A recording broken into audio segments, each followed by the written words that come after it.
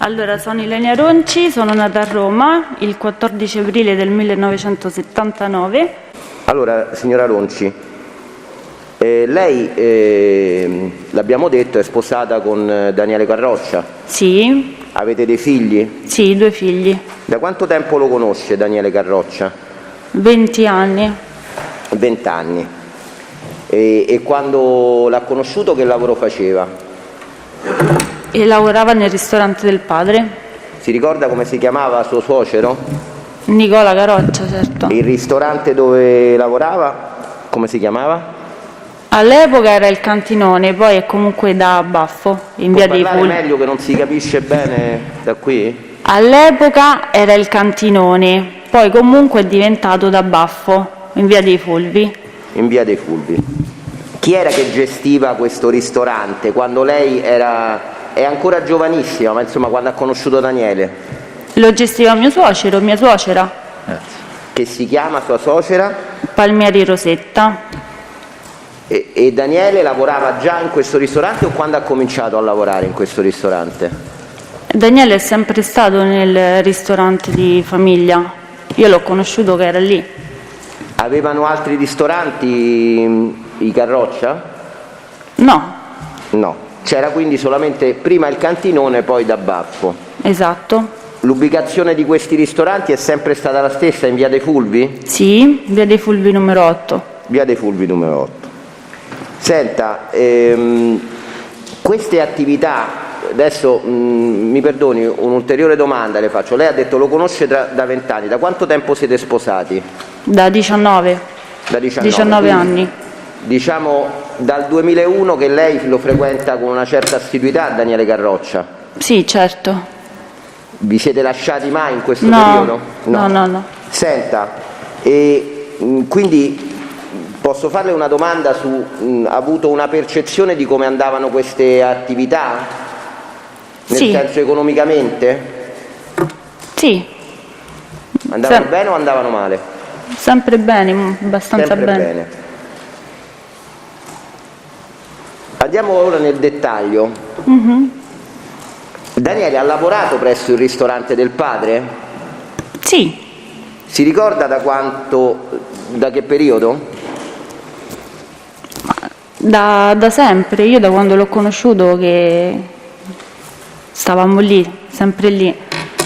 Chi ci lavorava all'interno del ristorante quindi? Ci lavorava il padre, la mamma, il fratello. Fratello come si chiama? Poi i dipendenti, Carroccia Mauro. La mamma? Palmieri Rosetta. Poi ha detto dei dipendenti? Sì. Quando è che è venuto a mancare suo suocero Nicola? È venuto a mancare il 7 aprile del 2018. Chi è subentrato a suo suocero nella gestione del Baffo? Sono subentrati prima i figli, prima che lui morisse però. Sa collocare il periodo storico in cui sono subentrati i figli? Credo intorno al 2015-2016, ma comunque è presente anche il signor Nicola, mio suocero. Diciamo in qualche modo il signor Nicola ha passato la mano ai figli perché dovevano proseguire l'attività? Sì. Si ricorda se per proseguire l'attività è stata costituita una società? Tra i 2 fratelli Carroccia? Sì, mi sembra di sì. Si ricorda il nome? Se no tento di ricordarglielo. Sì, mi aiuti perché non... Può essere DGEM, qualcosa esatto, di questo genere? Sì. DGM? RDM, sì. RDM, scusi, RDM. Ho letto male perché non c'avevo gli occhiali, mi perdoni Presidente, RDM. Ma l'abbiamo documentata la circostanza, Senta, nel momento in cui è morto il papà di Daniele, Sì. chi è che ha gestito il ristorante da Baffo? Daniele con il fratello. Si ricorda per quanto tempo è proseguita questa condivisione tra Daniele e Mauro? Poco, fino al 2016-2017. E non è morto nel 2018 il suocero? Sì. quindi diciamo fin quando c'è stato suo suocero hanno gestito insieme o no? Hanno gestito per un po' insieme, però poi non andavano d'accordo assolutamente, quindi mio marito ha deciso di uscire e di creare qualcosa. Ma questo dopo la morte di suo No, no, già prima. Ah, già prima? Già prima. Diciamo, mi sono espresso male, lei le volevo chiedere, quando suo suocero non lavorava più, chi è che ha gestito insieme? Hanno gestito insieme e condiviso per un periodo e poi Daniele si è allontanato. Sì, esatto. Da quando si è allontanato si è più occupato delle vicende del ristorante da Baffo? No, non più. Lei le sa le ragioni per le quali si è allontanato in generale? Ne avete parlato a casa? Ma sì, ma non andavano proprio d'accordo, incompatibilità completa col fratello, caratteriale e pure di gestione, chi la pensava in un modo e chi in un altro. Anche scelte imprenditoriali diverse per come gestire il locale? Nei dettagli tante cose non le so, perché io in quel periodo non c'ero comunque, non frequentavo. Aveva i bambini piccoli, lei? Sì, sì. Senta, quindi lei non ha mai lavorato presso Baffo? No, presso Baffo no, ci andavo a pranzo, a cena, più 2, 3, 4 volte a settimana, ma del resto no. Non abitavate lontano da questo ristorante? No, sempre a Marino. Senta un attimo, quindi mancata condivisione determina l'allontanamento di Daniele. Lei lo sa collocare esattamente il momento in cui Daniele è andato via? Allora, credo intorno al 2016, se non ricordo male. Va bene, senta, dopo che va via Daniele, che cosa succede? Che cerchiamo di aprire un'attività per conto nostro, proprio per creare un futuro nostro.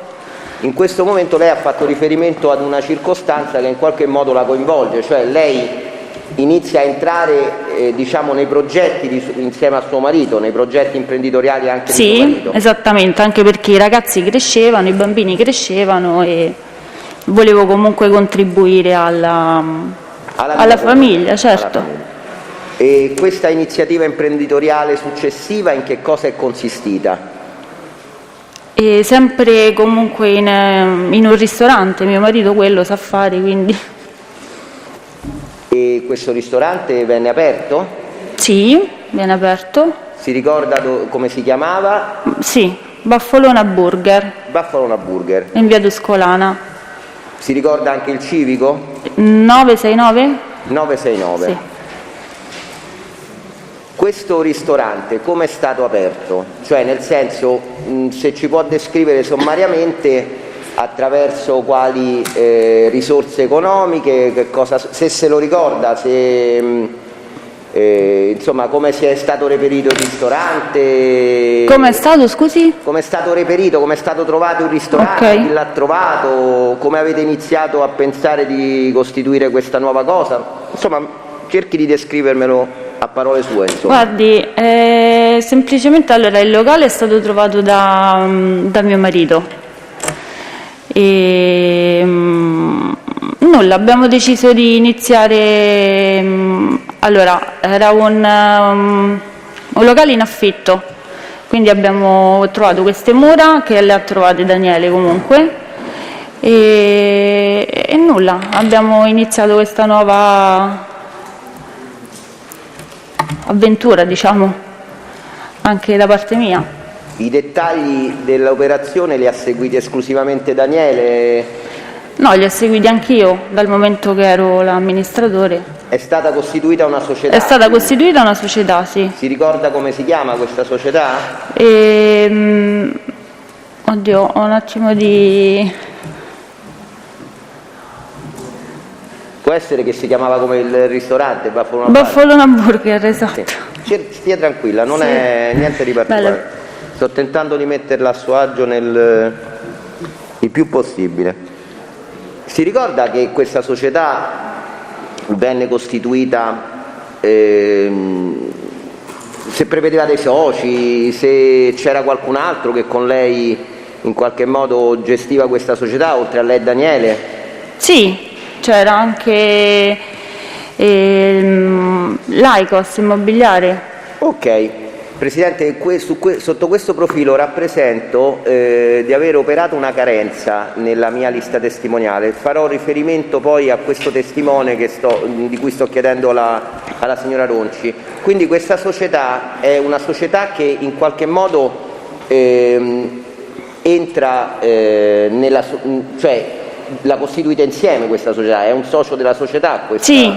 Ed è una società immobiliare? Sì. Si ricorda chi sono i soci di questa società immobiliare? Allora, dovrebbe essere Montella, il signor Montella. Il signor Montella. Giuseppe Era un amico di Daniele? Sì. Si ricorda se nell'ambito di questa attività il signor Montella ha in qualche modo conferito, cioè ha messo dei soldi? No, non sono stati messi soldi da parte di nessuno. Come è stata aperta la società? Come è stata iniziata questa attività? Allora, la società, noi avevamo un affitto molto alto di 11.000 e credo 500-600 euro mensili. 1.600 Sì. E poi ci eravamo accordati in un pagamento di ulteriori 10.000 euro mensili per la stigliatura, che prevedeva poi dopo 3 anni un riscatto finale. Quindi era un totale di 21.000 e qualcosa, 21.600 euro. Tento di farle una domanda tecnica, se lo ricorda, ma è un dato che abbiamo documentato al Tribunale in apertura di questo dibattimento. Si trattava di un affitto di ramo d'azienda? Sì. Sì. Il precedente, titolare di questa azienda, se lo ricorda come si chiamava? Oddio no. Non me lo Potrebbe ricordo. essere Sergio Chiesa. Sergio Chiesa, sì. Sergio Chiesa, sì. È un dato documentale che lei non l'ha conosciuto, credo, Sergio Chiesa. Come, scusi? L'ha conosciuto solo dal notaio? Dal notaio, sì. Dal notaio, va bene. Senta, quindi iniziamo questa attività.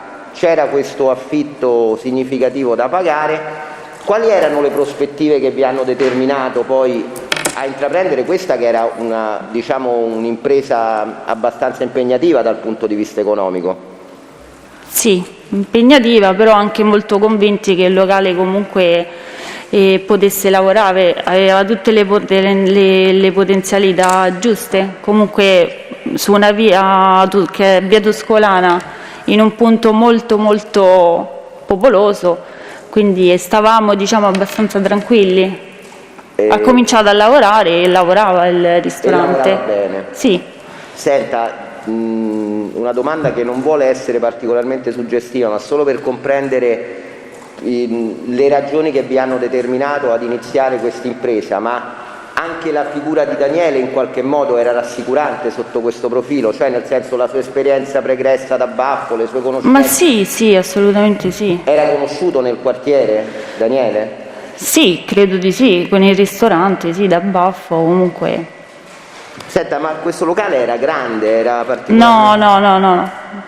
Sarà stato forse 80 metri quadri, credo, esternamente dove erano i tavoli. Più c'era la cucina e... Era già attrezzato, quindi? Sì, tutto, completamente. Daniele gliene parlava di questa iniziativa che voleva porre in essere, no? Certo. Ne avete parlato dentro? Certo. Lui era entusiasta di questa iniziativa? Molto. Senta, si ricorda se il Chiesa a cui abbiamo fatto riferimento prima era il proprietario del locale presso il quale di via Tuscolana?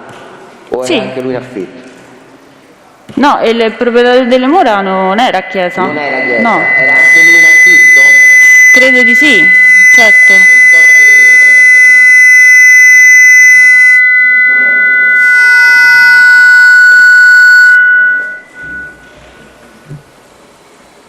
Prego, avvocato. Posso? Scusi, Sì, Presidente, prego. era un attimo disturbato. Mi saprebbe indicare, lei a questo punto entra in questo locale, cioè inizia a partecipare alla vita, gestionale di questa Baffolona Burger. Sì. In che termini? Andava al ristorante lei? Sì, ci andavo comunque sempre nei limiti, perché comunque avevo comunque 2 ragazzini a casa, quindi sempre nei limiti, comunque cercavo di essere il più presente possibile. Aperto sia a pranzo che a cena? Sempre, sì. Pranzo e cena senza mai neanche un giorno di Daniele chiusura. ci stava sempre? Assolutamente sì. E senta, diciamo, abbiamo capito tutti che è stato Daniele a dirle di fare l'amministratore di questa società, non lo nascondiamo assolutamente a nessuno. Lei sa indicarmi, anche se era Daniele che gestiva quotidianamente l'attività, a quanto più o meno ammontavano le spese di gestione dell'attività? Sì, ammontavano a circa 21.600 euro, più tutte le spese che comunque il ristorante richiede, fornitori e quant'altro, utenze. Quanto tempo è durata questa attività? Allora, guardi, è stata aperta lo ricordo bene purtroppo perché nel 31 agosto del 2017 abbiamo fatto l'inaugurazione e abbiamo chiuso a giugno del 2018, che coincideva con la morte di mio padre, quindi me lo ricordo bene. Perché avete chiuso? Perché, come dicevo io inizialmente, le spese erano troppe. Quindi le aspettative iniziali non erano state rispettate, cioè nel senso che, voglio dire, alla fine tra costi e ricavi avete fatto una valutazione che non era il caso di andare avanti. Sì, perché comunque non valeva l'impresa, stare lì 16 ore al giorno per guadagnare 3.000 euro con un mutuo da pagare, ragazzi e casa, insomma, mandare avanti no, assolutamente no. Non ero più d'accordo. Questa scelta l'ha assunta Daniele? Come, scusi? Questa scelta di chiudere l'attività l'ha presa Daniele? Insieme, sì. Insieme, l'avete condivisa? Sì. Senta, adesso cerchiamo di andare nel dettaglio dell'imputazione. Questa è la storia del locale. Lei conosce dei membri della famiglia Senese? Sì. In particolare chi? In particolare conosco i nonni, la mamma e Santina, la sorella di Vincenzo e la moglie di Vincenzo. Allora, tentiamo un attimo di dare ordine a quello che mi ha detto. Lei conosce i nonni? Sì. Si ricorda come si chiamano i nonni? Così diamo un nome. Allora, il nonno si chiama Vincenzo e la nonna Santina. E la nonna Santina? Sì. Poi conosce, mi ha detto, chi altro conosce? Vincenzo. Vincenzo, ce ne sono due. Vincenzo 1977. Cioè quel Vincenzo coetaneo di suo marito? Sì. Vincenzo classe 90 non lo conosce? Sì, lo conosco anche lui. Beh, conosce anche quello? Molto meno, certo, non è che ho... Poi conosce Santina, che dovrebbe essere la sorella di Vincenzo classe 77, è corretto quello che dico? Sì. Poi che altro conosce della famiglia Senese? La moglie di Vincenzo 1977. Che si chiama? Elena, credo Esposito. Esposito, esatto, Okay. sì. Poi? E la mamma, Gaglione Raffaella. Altri personaggi della famiglia Senese non li conosce? No. Senta, la prima domanda, che è normalissima, è: come mai li conosce? Li conosco da sempre, ho conosciuto mio marito che stava con Vincenzo, quindi li ho conosciuti insieme praticamente. Stava con Vincenzo nel senso... Erano amici, uscivamo insieme, sì. Quanti anni aveva Daniele quando l'ha conosciuto lei? 20 anni circa, quindi c'è sì. un'amicizia datata da tantissimo tempo. Tra di loro? Sì. Tra di loro sì, assolutamente. E Daniele lo conosceva già prima di conoscere lei, Vincenzo? Ma sì. Quindi possiamo dire che sono amici da quando sono ragazzi, da quando sono bambini? Ragazzini, sì. Va bene, senta, le faccio una domanda diretta. Visto e considerato che lei in Baffolona Burger diciamo, ha avuto il ruolo di amministratore, ha condiviso le iniziative di suo marito, ha mai sentito parlare di una volontà di qualcuno della famiglia senese di entrare all'interno di Baffolona Burger come soci, sovvenzionatori, finanziatori o quant'altro? No, assolutamente no. Gliene ha mai parlato Daniele? No. Lei lo sa chi è Fabrizio Piscitelli? Sì, so chi è. Lo conosce? È amico suo? Personalmente no. L'ho visto forse una volta. Come mai lo ha visto? Allo stadio. Parliamo di... Ecco, non avevo neanche i miei figli. Adesso il mio primo figlio ha 18 anni, quindi forse l'ho visto solo lì. Una volta. Purtroppo, signora Ronci, io e suo marito, come sa, abbiamo la stessa malattia. Non è Ok, sì. siamo della Lazio, quindi non è.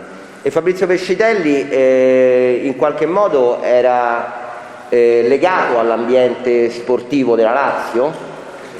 Che io sappia, sì. Quindi l'amicizia tra suo marito e Piscitelli la può collegare alla passione sportiva? Credo di sì, sia solo quello.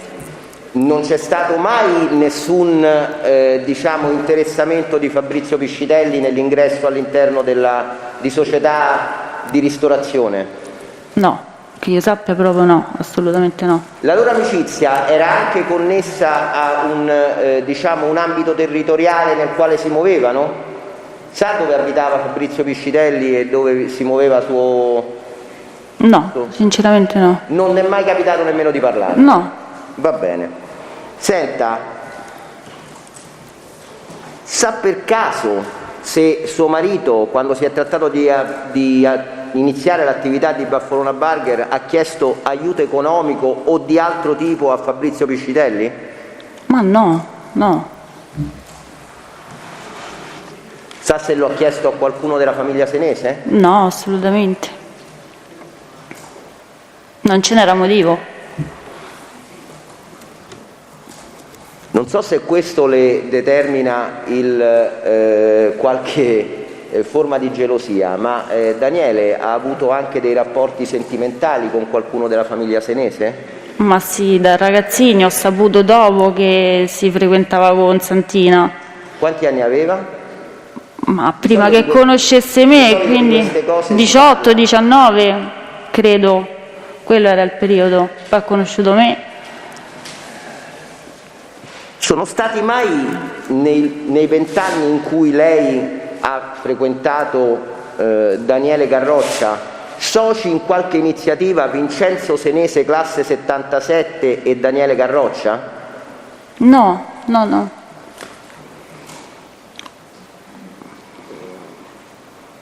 Sa se Daniele ha chiesto espressamente a Vincenzo Senese classe 77 un aiuto economico per aprire il ristorante Baffolona? No. Non gliene ha mai parlato? No.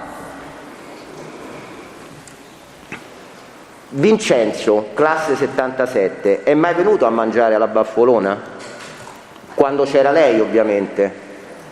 Alla Baffolona Burger parla? Io sinceramente non ricordo, Vincenzo non lo ricordo. Non me lo ricordo mai alla Baffolona Burger. Abbiamo detto circa 9 mesi, 10 mesi sì, è durata sì, la Baffolona Burger. Lì non ero presentissima proprio perché i ragazzi comunque stanno crescendo e hanno bisogno Io comunque... le ho chiesto quando c'era lei, insomma, se lo ha mai visto... Ha visto qualcun altro della famiglia senese quando c'era lei a mangiare a Baffolona Burger? Sì, forse sì, i nonni e la... I nonni parliamo degli anziani Vincenzo e Santina? Sì. Sì. Hanno pagato quando c'era lei? Certo, sempre. Senta... Con un occhio di riguardo, ovviamente, come tutte le persone che conosciamo. Però... Credo, se vengo anch'io, forse me lo fate lo sconto. Ma certo, assolutamente. questa ottica è l'occhio di riguardo? Sì, un piccolo sconto, ma anche se viene mio fratello con gli amici paga. Qualcuno della famiglia senese l'ha mai avvicinata per chiederle dei soldi? No, assolutamente. Sa se li hanno chiesti a Daniele? No, Non gliel'ha mai parlato Daniele di qualcosa no, del genere? assolutamente.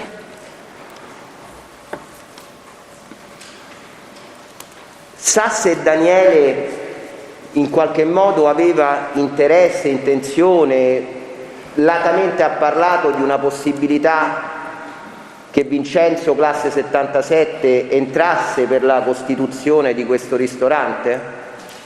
No, Non gliene ha parlato? no, Lei ha mai sentito di sua iniziativa telefonicamente Vincenzo Senese, classe 77? no, no. È uscita mai a cena con la coppia Senese Esposito, mi sembra si chiama la moglie? Sì, A cena? sì. Avete parlato mai di cose di questo genere a cena? No, ma parliamo di tanti anni fa, prima che eravamo più giovani. Poi Daniele lavorava sempre pranzo e cena, non c'è mai veramente occasione, sembra un'eresia, ma è così, lui lavora pranzo e cena, non possiamo veramente mai... Quindi diciamo possiamo categoricamente escludere che ci sono state delle situazioni conviviali in cui eravate voi quattro e avete avuto occasione di parlare di una cosa di questo genere? Cioè, No, no, no, no. Senta, a un certo punto decidete di chiudere Baffolona Burger. Sì, Ci ha spiegato le ragioni, il gioco non valeva la candela, insomma, Esatto. sostanzialmente. Si ricorda se più o meno in un periodo di poco antecedente alla chiusura suo marito ha iniziato ad avere degli interessi e se sì in che termini per l'apertura di un altro ristorante a marchio Baffolona? sì, certo, dovevamo chiudere quello, ma era palese che ne dovessimo aprire un altro. E doveva essere a marchio Baffolona? Sì, quello è il marchio che l'ha sempre... Questo marchio era un marchio, Contraddistinto. diciamo, ormai che era riferibile a suo marito? È riferibile a lui, diciamo che l'ha inventato, tra virgolette, quando era da baffo. Va bene, senta un attimo, se le chiedo se era un marchio registrato... non Mi so. sembra di sì, che lo registrò Daniele il marchio. Si ricorda se a un certo punto questo marchio in qualche modo doveva essere utilizzato in un altro ristorante nella zona dell'Eur? No, che io Lei sappia no. dell'apertura di un altro ristorante in via Amsterdam nulla sa dirci? Sì, so che veniva aperto quest'altro ristorante, che Daniele andava lì ad aiutare per l'avviamento Sì? di questo ristorante e basta, nulla più. Non ha mai, diciamo, in qualche modo iniziato un'attività personale all'interno del... No, no, no, no, io personalmente no. No.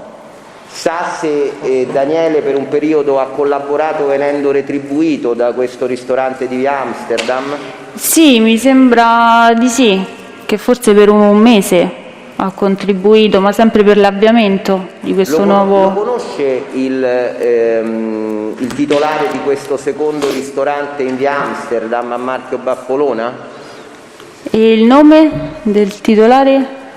Se autorizza il tribunale, se posso sollecitare la memoria del testimone, lo direi il nome. Vada, avvocato, prego. Si chiama Di Giovanni Ugo. Sì, lo conosco, certo. Lo conosce in che termini? Vabbè, è un amico anche lui di mio marito da vecchia data e lo conosco. Era in qualche modo coinvolto anche lui nella ristorazione?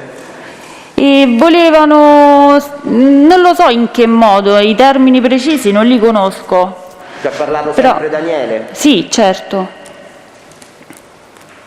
Finite Baffolona Burger, decidete di andarvene. Cosa succede delle vostre vite economiche, finanziarie, imprenditoriali?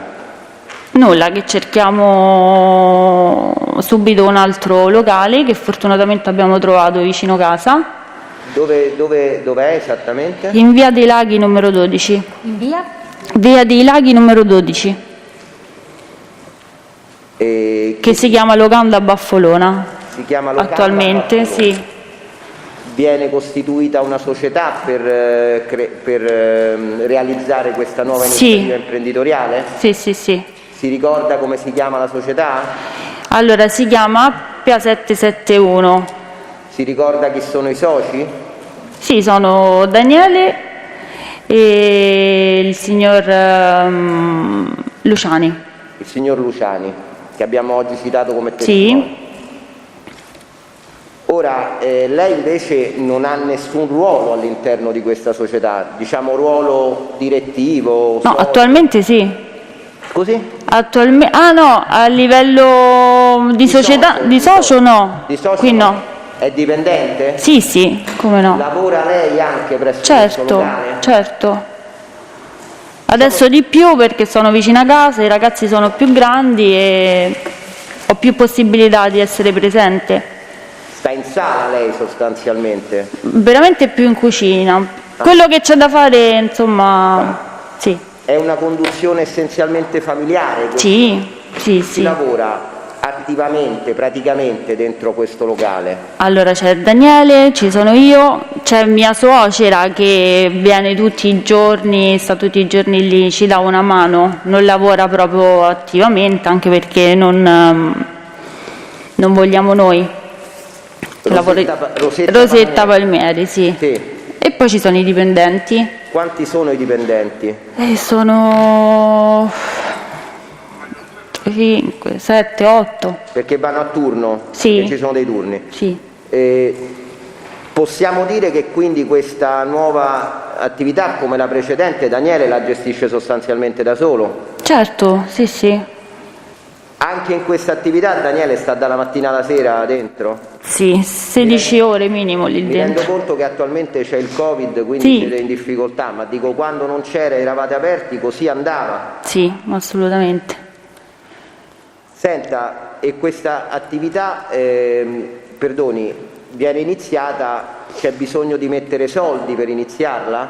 No, perché abbiamo trovato questo posto che era sfitto, non c'era un ristorante chiuso, quindi abbiamo contattato il proprietario delle mura, abbiamo preso accordi che vanno avanti a tutt'oggi. È sempre Daniele che si è occupato della, insomma, Sì, della sì, parte sì, sì. operativa di tutto questo? Sì. Ora, in questa società lei ha fatto riferimento al signor Luciani, c'è un altro socio? E attualmente nella società c'è un altro socio che è Come si chiama? Gina Marotta, che fa parte della società che ci ha fatto i lavori inizialmente quando abbiamo aperto il locale. Posso chiederle se lei lo sa, perché poi lo dirà comunque suo marito, le ragioni che hanno determinato sia la Marotta che il Luciani a voler prendere parte a questa iniziativa imprenditoriale?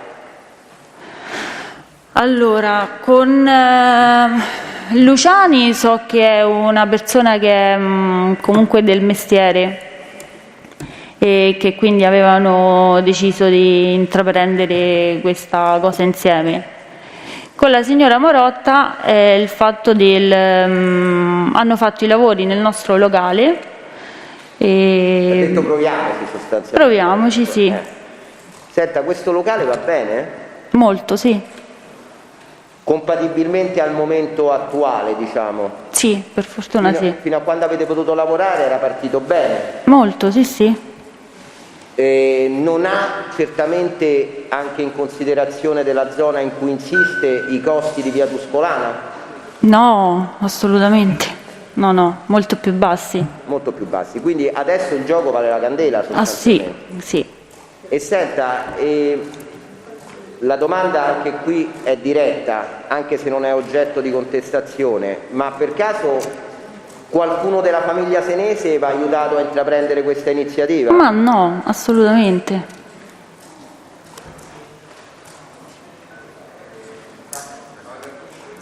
Io ho finito. Allora, il pubblico ministero ha delle domande. Sì, signora, nel settembre del 2017, Sì? un momento Presidente che parlano qua fuori, non si capisce niente.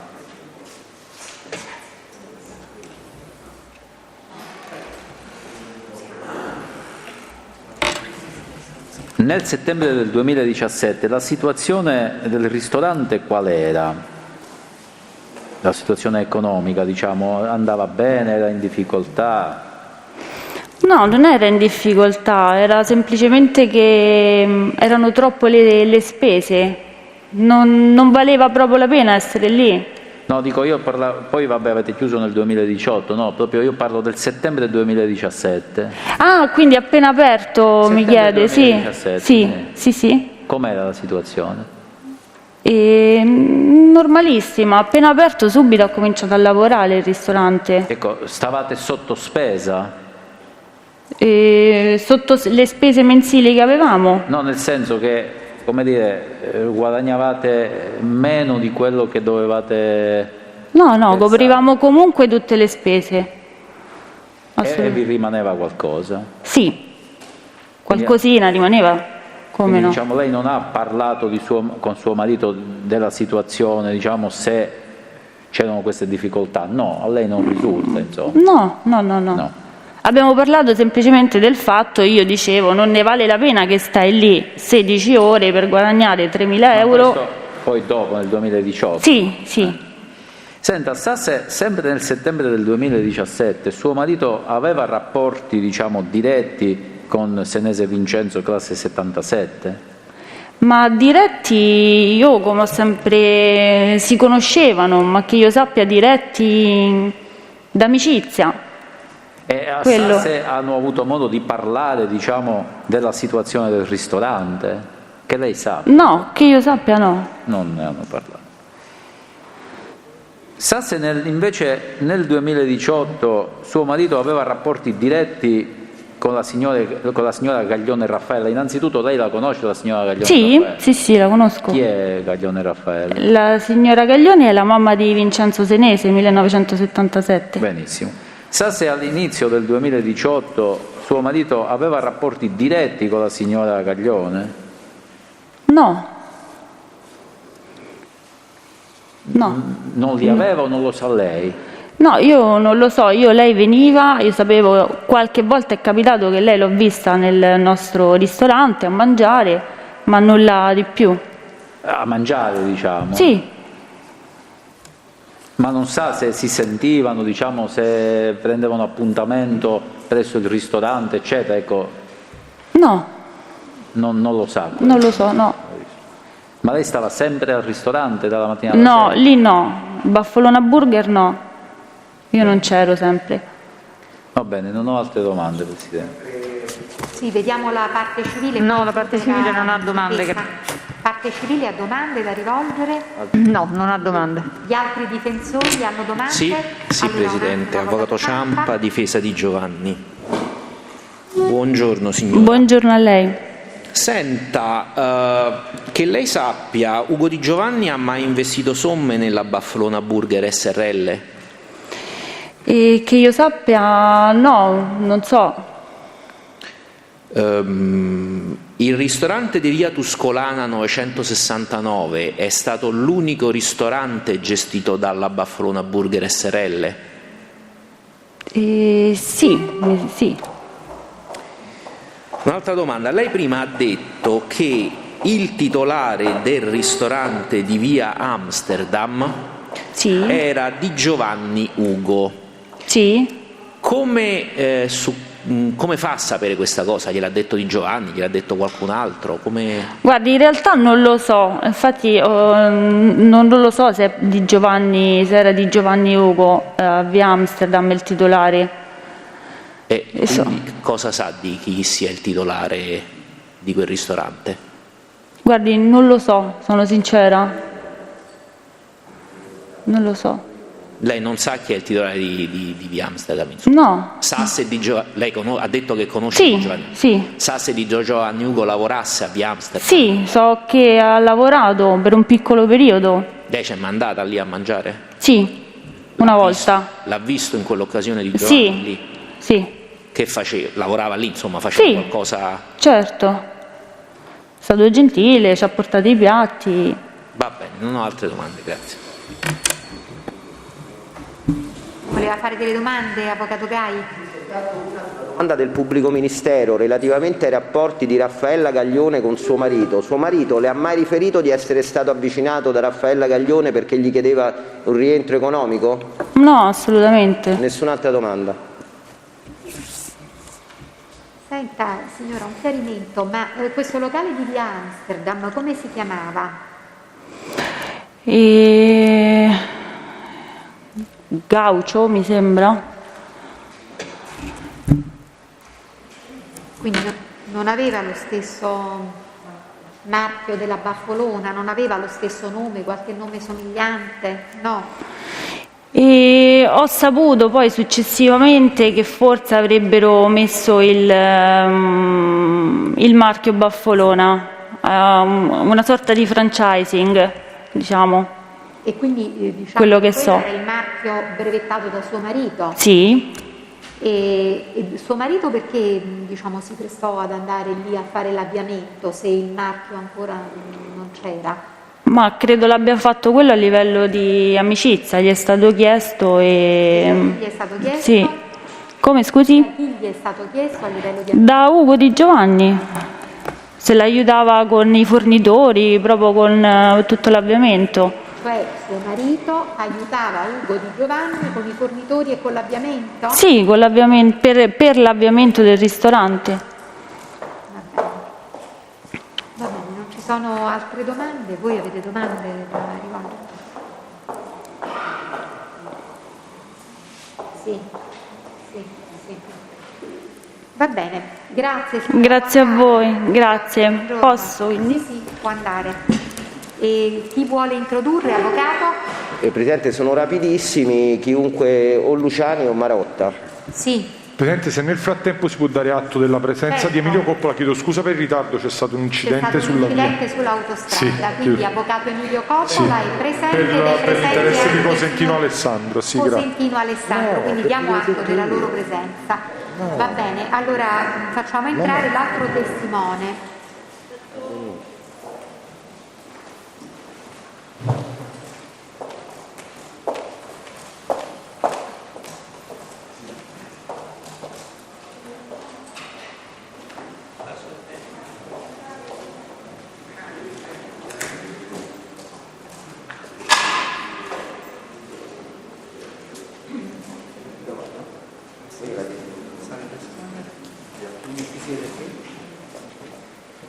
Buongiorno. Si accomodi pure. Sì, grazie.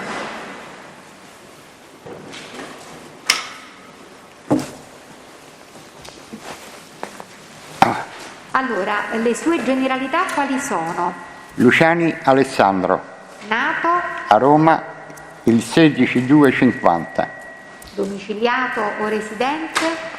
Roma, via Castroreggio 20. Bene, allora legga la formula di impegno a dire la verità che trova davanti a lei, se la trova, se no gliene diamo una copia. Non c'è. Consapevole della responsabilità morale e giuridica che assumo con la mia deposizione, mi impegno a dire tutta la verità e a non nascondere nulla di quanto a mia conoscenza. Bene, risponda pure alle domande del difensore avvocato Gai. Prego. Sì. Buongiorno signor Luciani. Buongiorno. Noi ci siamo conosciuti oggi. Sì. Invece lei Daniele Carroccia lo conosce? Sì. E perché lo conosce? Perché andavo a mangiare al ristorante del padre che c'aveva vicino al Quadraro e l'ho conosciuto che faceva la ristorazione. Se lo ricorda come si chiamava il papà di Daniele? O il ristorante dove andava a mangiare? Il ristorante sì, da Baffo. Da Baffo. Senta, e quindi l'ha conosciuto e adesso però ci sta facendo qualcosa insieme lei con Daniele Garroccia? L'ho fatto antecedentemente, prima, cioè io ho costituito una società che si chiama? L'Appia 771. La pregherei solo per la registrazione, quando risponde alle mie domande, di rivolgersi al tribunale. Lo so che è la prima volta che sta là seduto, però questo è la regola. Mi devo rivolgere? Non si preoccupi, come le viene, tranquillo. Va bene. Allora, lei ha costituito questa società Esatto. 771. Esatto. Diceva il difensore, e spieghi pure. Perché dovevo aprire un ristorante sull'Appia. Siccome non è andato a buon fine il ristorante, Daniele poi l'ho incontrato e mi ha detto, dice guarda, io ho un ristorante sulla Via dei Laghi che forse la signora ce lo potrebbe dare. Bene, allora abbiamo affittato questo ristorante con ramo d'azienda. Avete, non ho capito, acquistato? Abbiamo affittato il ristorante e il ramo d'azienda. Sono stato lì circa come amministratore 4-5 mesi e poi gli ho ceduto la società, le quote della società e basta. Ecco. Quindi dall'Appia 771 lei poi è uscito? Sì. Ok. Senta, riesce dal punto di vista temporale, cronologico, a ricordare quando è che avviene tutto questo che ci ha appena raccontato? Minimo 2-3 anni fa, minimo. Quindi diciamo 2018-2019? Sì. 2018 più che altro? Più che altro il 2018, sì. Ok. È Daniele che la interessa di questa cosa? Cioè è lui che gli ha detto, dice, ho trovato un locale? Sì, perché io anche ero alla ricerca di un locale. Quindi lei aveva parlato con Daniele di queste sue prospettive? Certo, sì. E Daniele le dice, va bene, io l'ho trovato, vogliamo farlo insieme sostanzialmente. Esatto. Costituite la società. Nella società c'è anche qualcun altro? No, c'ero io inizialmente. Inizialmente, dopo? Dopo c'era Daniele e la signora Gina. La signora Gina. Gina, può essere che si chiama Luigia Marotta, in realtà lei la conosce come Gina? Sì, Luigi sì. Vabbè, no, va bene, mi rendo conto, insomma, sono rapporti confidenziali. Mi sa dire a che titolo la signora Luigia Marotta entra dentro questa società? Penso perché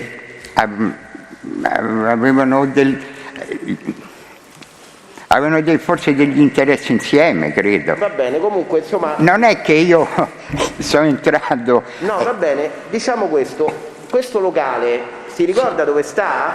Come no, Via dei Laghi. Via dei Laghi. Che devo parlare? Mi devo rivolgere... Guardi, sono sicuramente migliori di me, anche così. Sì, allora mi rivolgo di là. Dal punto di vista, diciamo, estetico, non è? Sì, so che sta a Via dei Laghi, passaggio a livello e 200-300 metri sulla destra. Però non mi ricordo il numero comunque, civico. Senta, passaggio a livello, Casa Bianca, lì quella roba là. Esatto. Ciampino. Certo. Senta una cosa, in questo locale, chi ci lavora? Quando lei è stato, insomma, interessato, chi ci lavorava? Daniele, il cuoco, la moglie.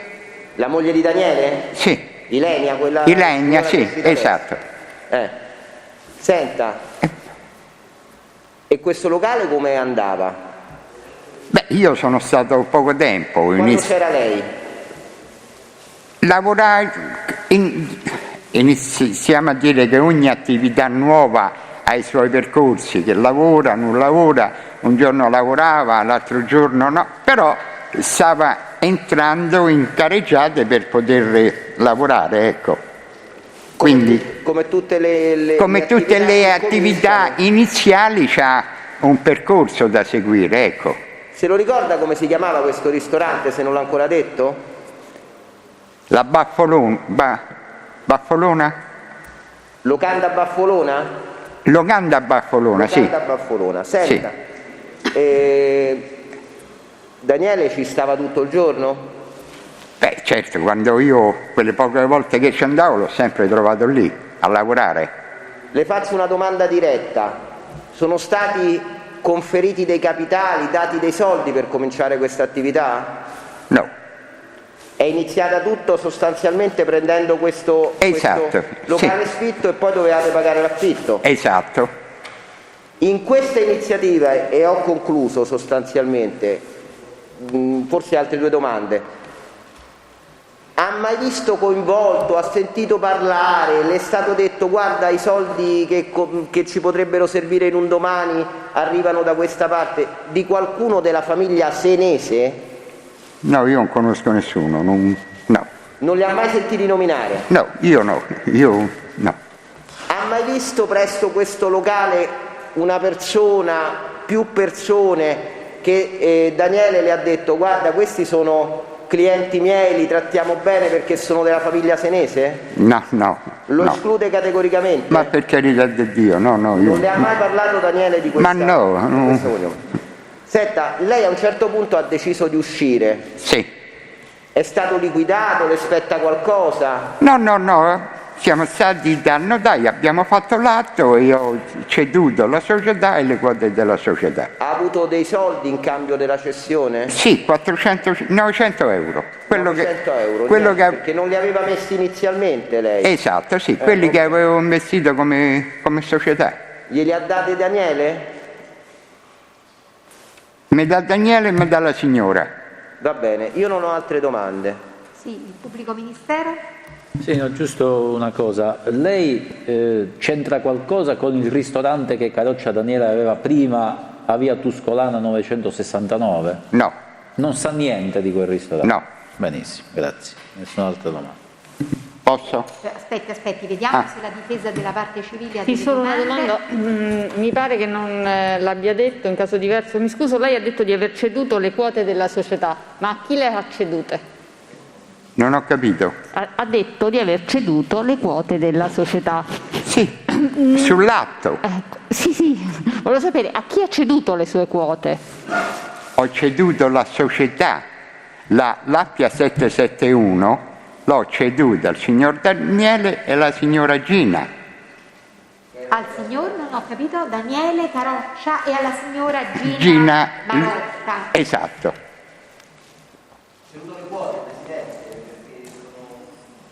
Ho ceduto la società e le quote, non so in che termini. Ma è chiaro quello che rappresenta. Ci sono altre domande da parte della difesa di parte civile, da parte degli altri difensori? Non ci sono domande? Vuol chiudere l'esame, avvocato Gai? Voi avete domande? Grazie, può andare. Buongiorno. Grazie a lei. Buongiorno. Vada piano. Buongiorno. Allora, possiamo sentire chi c'è? Marotta o Chiesa? Chi è presente? Presente, documenterò poi, Presidente, che il giorno dopo il quale la signoria vostra mi ha segnalato la data in cui per la quale dovevo citare Chiesa, l'ho fatto. E chi è presente adesso ancora? Marotta. Allora facciamo entrare la signora Marotta Luigia. La vado a chiamare.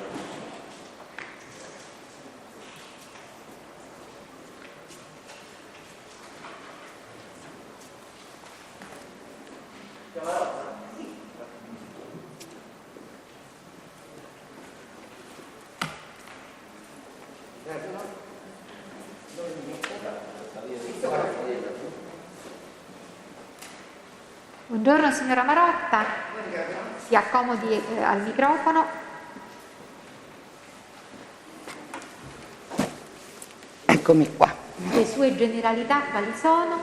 Marotta Luigia, nata a Limatola, provincia di Benevento, il 26 gennaio 1954.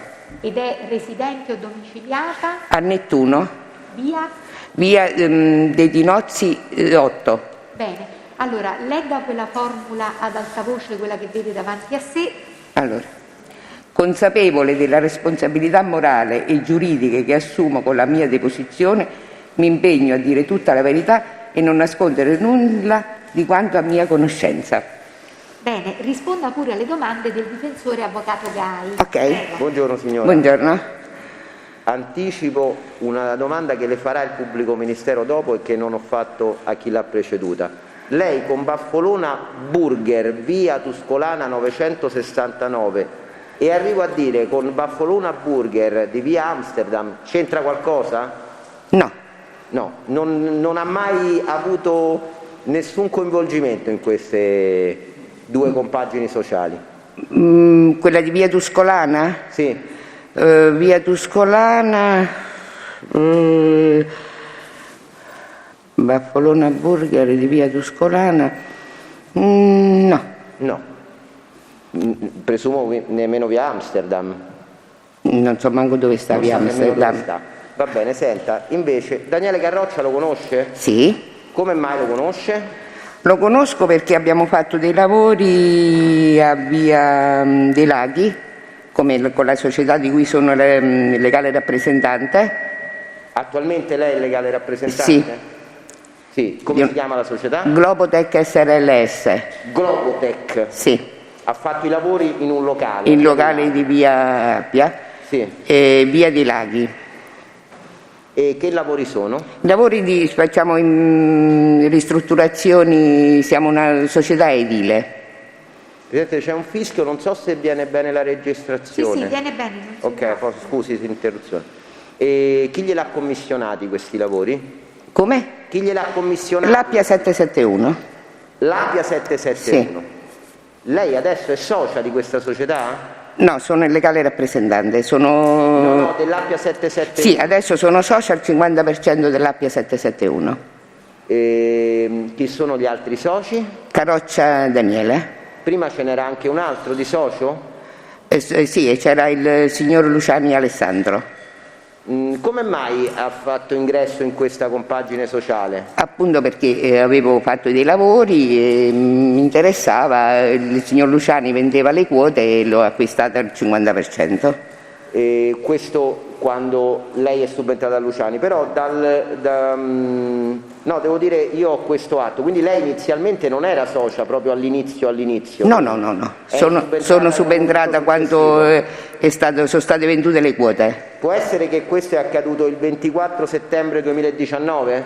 Oddio, adesso il giorno esatto, però so che era il fine anno 2019. Senta, può essere che questo è avvenuto attraverso una scrittura privata? No, dal notaio. Dal notaio, può essere sì. Che il notaio si chiamava Francesco Vitiello, se esatto. lo ricorda? Esatto. Diciamo, abbiamo prodotto questo documento, sì. Quindi, diciamo. Adesso quindi lei è socia dell'Appia 771. Esatto, sì. Sa che cosa fa l'Appia 71? Cioè, l'Appia 71 è una società, ma gestisce un locale? Un locale in via dei Laghi, un ristorante. È lo stesso locale nel quale lei ha fatto i lavori? Sì. E lei ci va in questo locale? Sì. Che cosa ci va a fare? Ma vado saltuariamente a vedere un attimino l'andamento della cosa. E chi ci trova? Il signor Daniele, la signora Ronci. La signora Ronci, diciamo. Sì, e poi i dipendenti che si sono lì che lavorano. Se lo ricorda come si chiama il locale, l'insegna del locale? Locanda Baffolona. Locanda Baffolona. Esatto. Senta, lei percepisce degli utili da questo locale? Per adesso no, ancora niente. Adesso c'è anche il Covid, diventa difficile quindi lavorare. Sono ancora più complicate le cose. Senta, sì. Deve partecipare alle spese o fa fronte Daniele? No, io non partecipo, fa fronte tutto lui. Ci pensa Daniele? Sì, tutto Daniele che lo gestisce. È un accordo tra voi? Sì. Senta, adesso le faccio una domanda diretta. Lei ha deciso di entrare in questa società sì. in un momento successivo, sì. Ma dall'inizio insomma ha seguito le vicende di questo ristorante perché l'ha ristrutturato con la sua società. Ha mai sentito parlare della famiglia Senese relativamente a questo? La famiglia? Senese? No. Le è stato mai, ad esempio, i pagamenti dei lavori che ha fatto, chi gliel'ha corrisposti? L'Appia 771, il signor Daniele Carroccia come amministratore? Lo ha fatto personalmente, sono stati fatturati. Oddio, adesso c'è stato fatturati, adesso non mi ricordo come è stato pagato sinceramente, però è stato fatturato. La sua risposta è tranchante. Lei dei Senese non ha mai sentito parlare? No, non ho mai sentito, non lo so. E non ha mai avuto rapporti con queste persone? No. Io non ho altre domande. Pubblico Ministero, domande? Nessuna domanda, Presidente. Parte civile, domande? No, nessuna domanda. Difese degli altri imputati? Nessuna domanda. Vuol chiudere l'esame? Avvocato Gaima? Va bene, grazie signora Quadrato. Prego. Buongiorno. Grazie, buongiorno, grazie a voi. Allora, quanto alla lista, Gai aveva rinunciato, alla signora Palmieri Rosetta manca il test Chiesa Sergio. Sì, dunque. che ho citato, Presidente, posso documentare, se Sì. ove ve ne fosse bisogno, la circostanza che, come per gli altri testimoni, la citazione ha avuto luogo il 13 aprile. Io uso un sistema, ma solo per non fare la fila alla posta, Presidente, vado da Sei il Post, che relativamente alla posizione del Chiesa mi dà in consegna in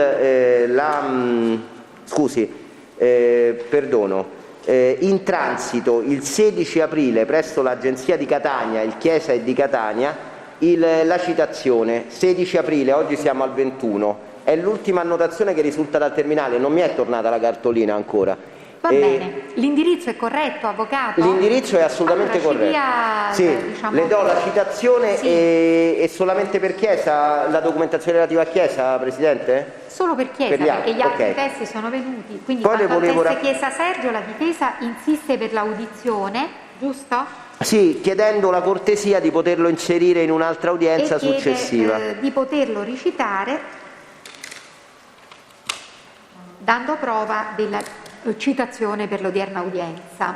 Poi me lo dirà il Tribunale quando sarà utile poterlo inserire. Volevo poi formulare fin d'ora un'istanza, Presidente. Mi scusi Avvocato, ci può dare un attimo questa citazione? Valutiamo Subito. un attimo questa sua richiesta e poi ci dice cosa... Grazie, sì.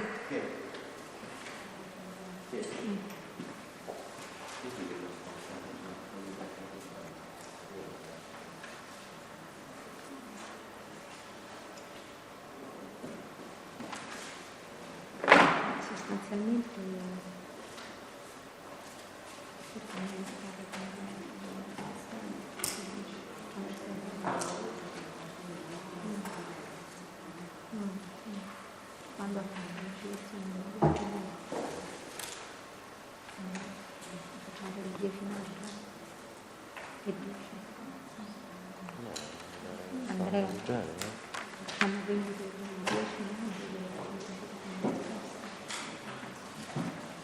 Allora, il Tribunale autorizza la difesa a citare il proprio testimone per l'udienza del 10 maggio. Per l'udienza del 10 maggio e tuttavia a mezzo servizio postale, Avvocato? Va bene?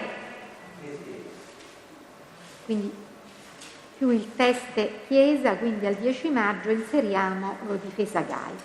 Va bene. Voleva rappresentare altro, Avvocato? Volevo rappresentare solo una circostanza, Presidente. Nel corso della deposizione della signora Ronci, e devo dire che questo faccio ammenda perché è stata una mia carenza determinata dal fatto che mi è proprio saltato il documento dalla lettura del corposo compendio processuale del Pubblico Ministero. Si è fatto riferimento relativamente allo specifico capo di imputazione che attiene la posizione di Daniele Carroccia ad un altro socio della società Baffolona Burger, alla sua costituzione, che è una società immobiliare con un soggetto tale Montella Giuseppe, che sarebbe stato socio di questa società. Devo dire che la circostanza è stata riferita con estrema puntualità anche dal maresciallo Recchio nel corso della propria deposizione, pagina 20 se non sbaglio della trascrizione dell'udienza, ove parlava della costituzione della società. Mi permetto di rappresentare la possibilità di recuperare questo test ai sensi dell'articolo 195, avendoci fatto riferimento sia il maresciallo. Mi rendo conto che sarebbe una interpretazione estremamente estensiva Che cosa vuole sentirlo, avvocato? Semplicemente, guardi, il capitolo di prova sarebbe il conferimento eventuale di capitali da parte della famiglia senese nella costituzione della Baffolona Burger, trattandosi di socio che l'ha costituita insieme al... Quindi lo vuole sentire ai sensi del 468 a prova contraria? A prova contraria, come test di riferimento, oppure rappresento fin d'ora l'utilità ove il Tribunale lo valuti ai sensi dell'articolo 507, ma questo se ne parlerà alla fine dell'istruttoria dibattimentale, evidentemente. Però allora, mi consenta di rappresentarlo ora che abbiamo finito il capitolo di prova relativo, più o meno l'abbiamo finito, relativo alla posizione del Carroccio. Sì, allora stavo guardando un attimo una cosa, mi scusi.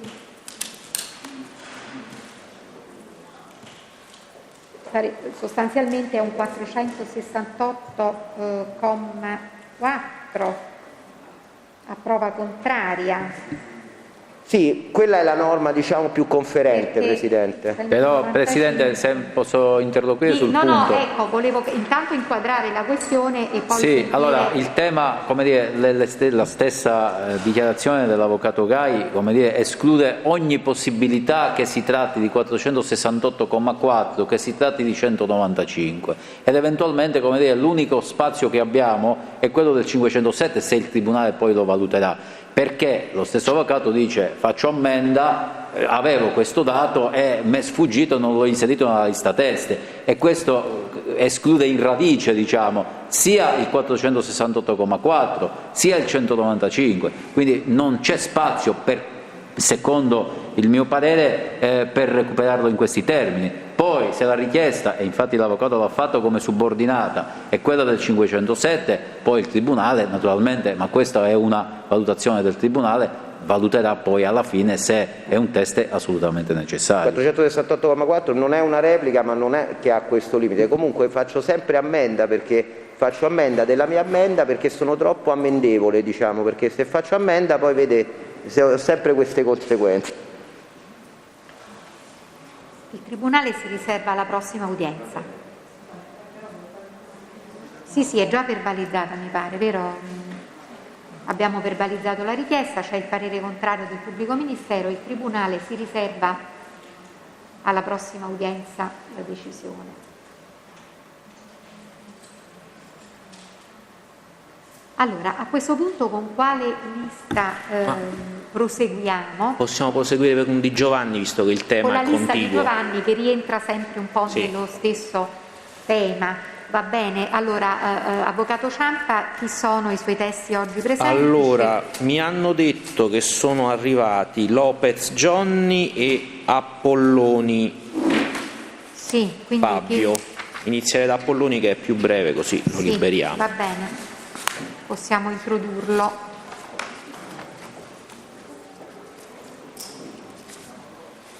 Appolloni Fabio. Sì.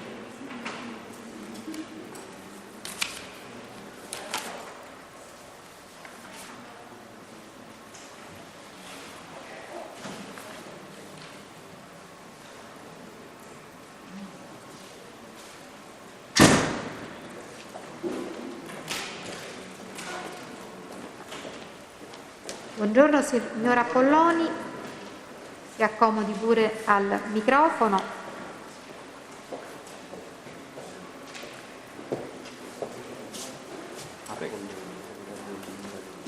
Grazie. Allora, le sue generalità quali sono? Io mi chiamo Appolloni Fabio, nato a Roma 010268. 68, scusi, 1968. E domiciliato o residente come a Marino, via Guglielmo Marconi numero 7. Bene, allora legga ad alta voce la formula che vede davanti a sé. Sì, le dico, sono dislessico, quindi insomma, allora. Consapevole della responsabilità morale e giuridica che assumo con la mia deposizione, mi impegno a dire tutta la verità e a non nascondere nulla di quanto mia conoscenza. Va bene. Allora, risponda pure alle domande dell'avvocato Ciampa. Buongiorno. Buongiorno. Senta, lei nell'anno 2018 era legale rappresentante della Silver Star SRL? Sì, perché purtroppo divento legale rappresentante con la morte di mio padre, che è stato nel 2017. La Silver Star SRL era all'epoca proprietaria dell'unità immobiliare sita in Roma, la via Amsterdam 72, 74, 76? Sì. Ricorda che in quell'anno venne affittata, a chi era affittata in quell'anno il locale, lo ricorda? Sì, perché mi sono fatto, se posso, qui, ecco. Allora, nel 15 febbraio 2018 venne affittato alla Roof Garden 2018, no scusi, Rostef 2018 SR. Alla Rostef. Sì, 2018 SRL. Se questo contratto fu sottoscritto da lei come amministratore della Silver Star? Allora, guardi, sì, in ufficio noi siamo organizzati in questa maniera, abbiamo un legale, diciamo, che prepara gli atti, prepara i contratti, quindi un avvocato, e poi il giorno che si sottoscrive e si firma tra le parti. Lei ricorda chi rappresentava l'altra parte, la Rostef 2018 SRL? Guardi, io devo leggerlo perché non me lo ricordo, comunque la firma, diciamo, la persona era Savarese Alessandro. Ricorda come arrivaste alla conclusione di questo contratto? Cioè chi la contattò per affittare l'immobile, chi partecipò alla contrattazione per il prezzo di affitto, eccetera? Ma di solito, diciamo, c'è un'agenzia che lì nella zona proprio lavora lì vicino e che, siccome noi abbiamo anche altri locali lì in zona, quindi può succedere, come è successo anche su questo locale commerciale, che praticamente si sfitta, si riaffitta, insomma, diciamo, possono avere vari corsi, no? Questi locali, sempre come ristorante questo che è stato. Lei personalmente non partecipò alla contrattazione? No. In occasione della stipula del contratto di locazione fu versata una somma a titolo di caparra? Non ricordo. Non lo ricorda? Comunque i contratti sono tutti registrati e poi normalmente si fa sempre i bonifici, si fa fattura periodica e si fa il bonifico, pagano col bonifico. Lei conosce il signor Ugo Di Giovanni? Chi, scusi? Ugo Di Giovanni. No. Non ho altre domande, grazie. Pubblico Ministero ha domande? Nessuna domanda, Presidente. Parte civile? No, nessuna domanda. Gli altri difensori? Vuole chiudere l'esame? Ci sono domande da parte? Va bene, grazie, può andare signora Polloni. Grazie, quindi Grazie. posso proprio uscire e andare? Può proprio andare via. Grazie, buongiorno. Grazie, buon lavoro. A lei. Allora chiamerei Lopez Johnny. Lopez Johnny. Sì.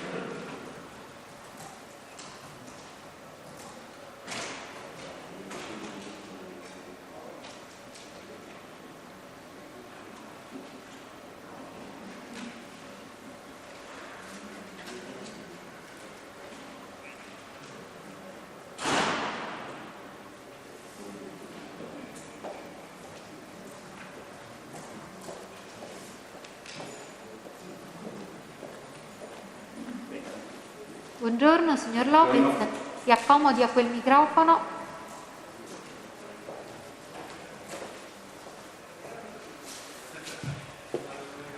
Prego. Grazie.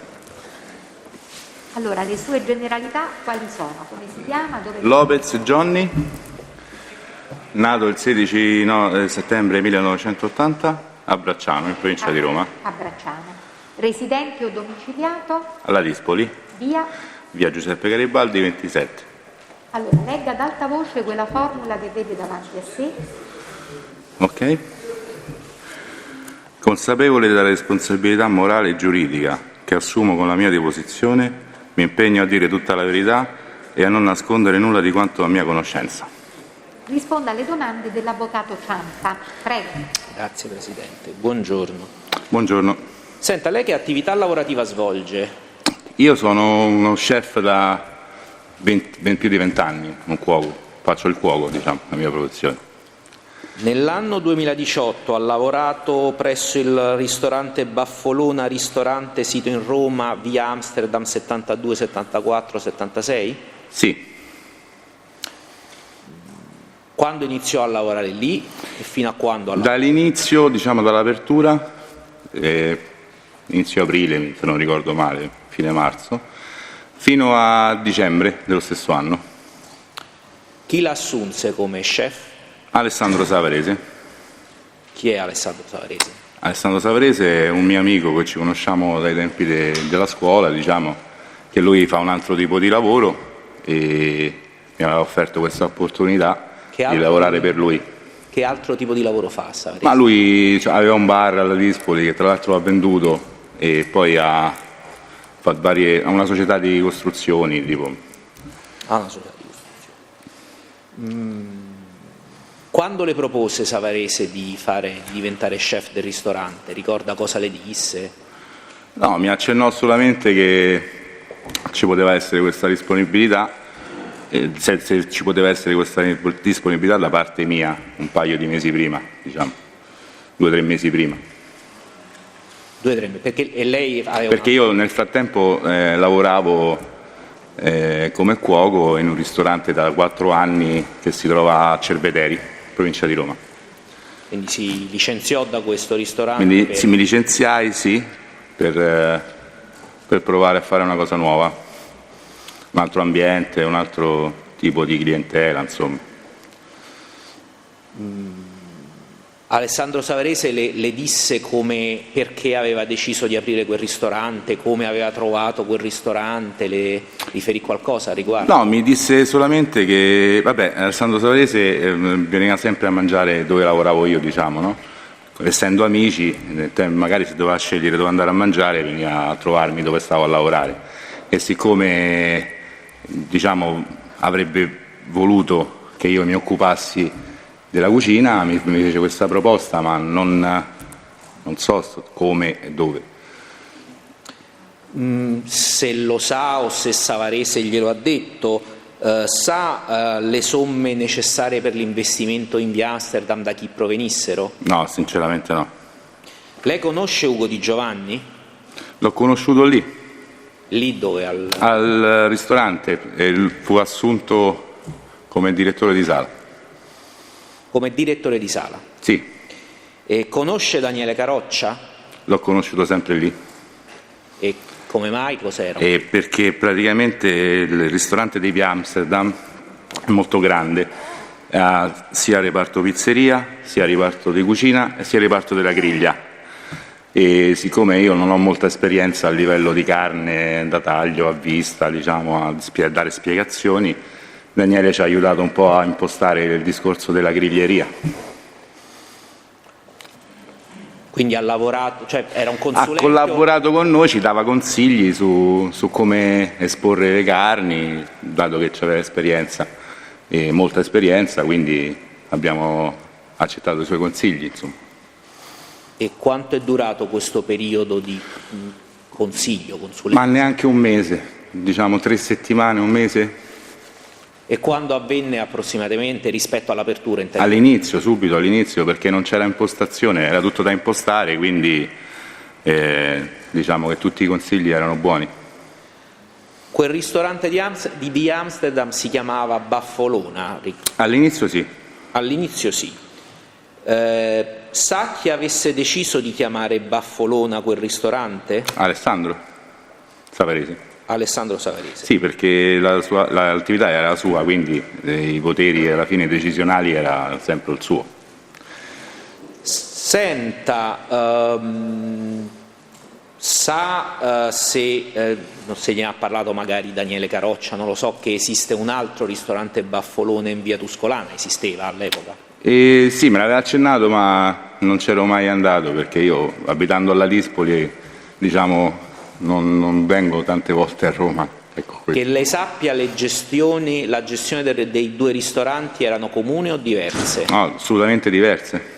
Chi si occupava, parlo del ristorante di via Amsterdam, degli ordini per le derrate alimentari?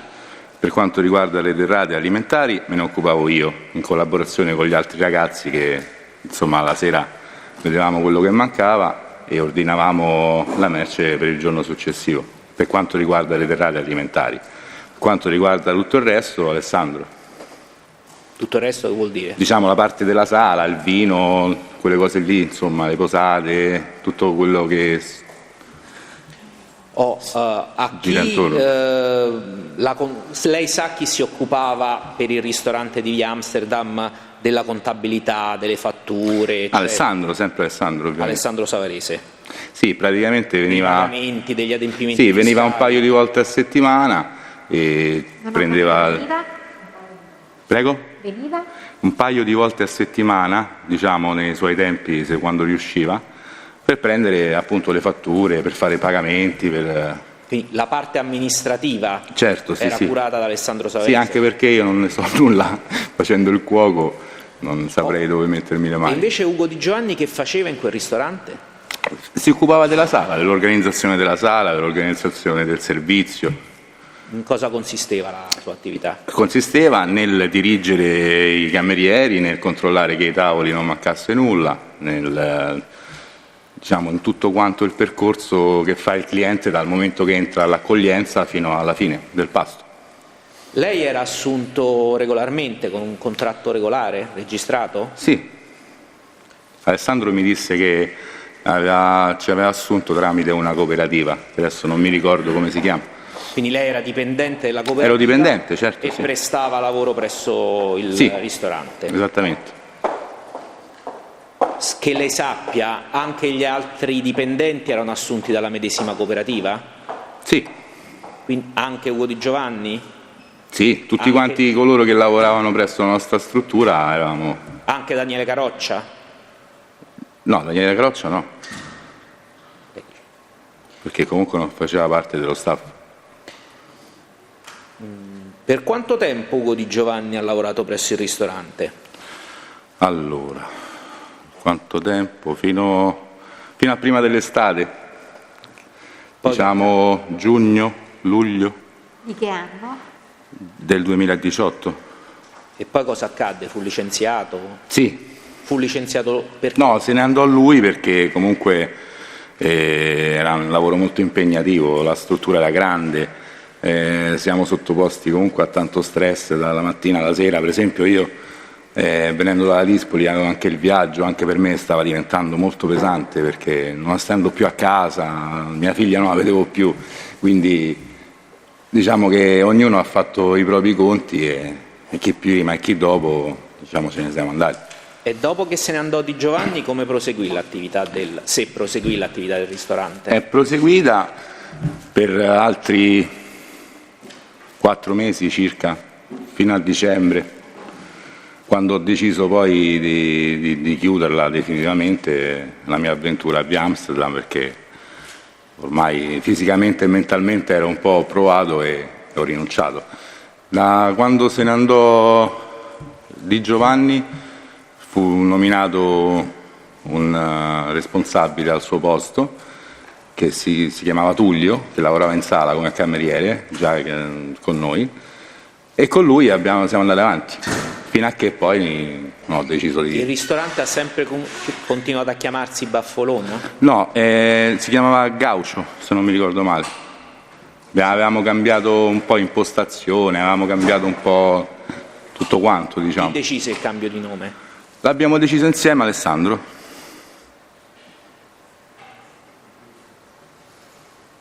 Non ho altre domande al momento, grazie. Pubblico Ministero.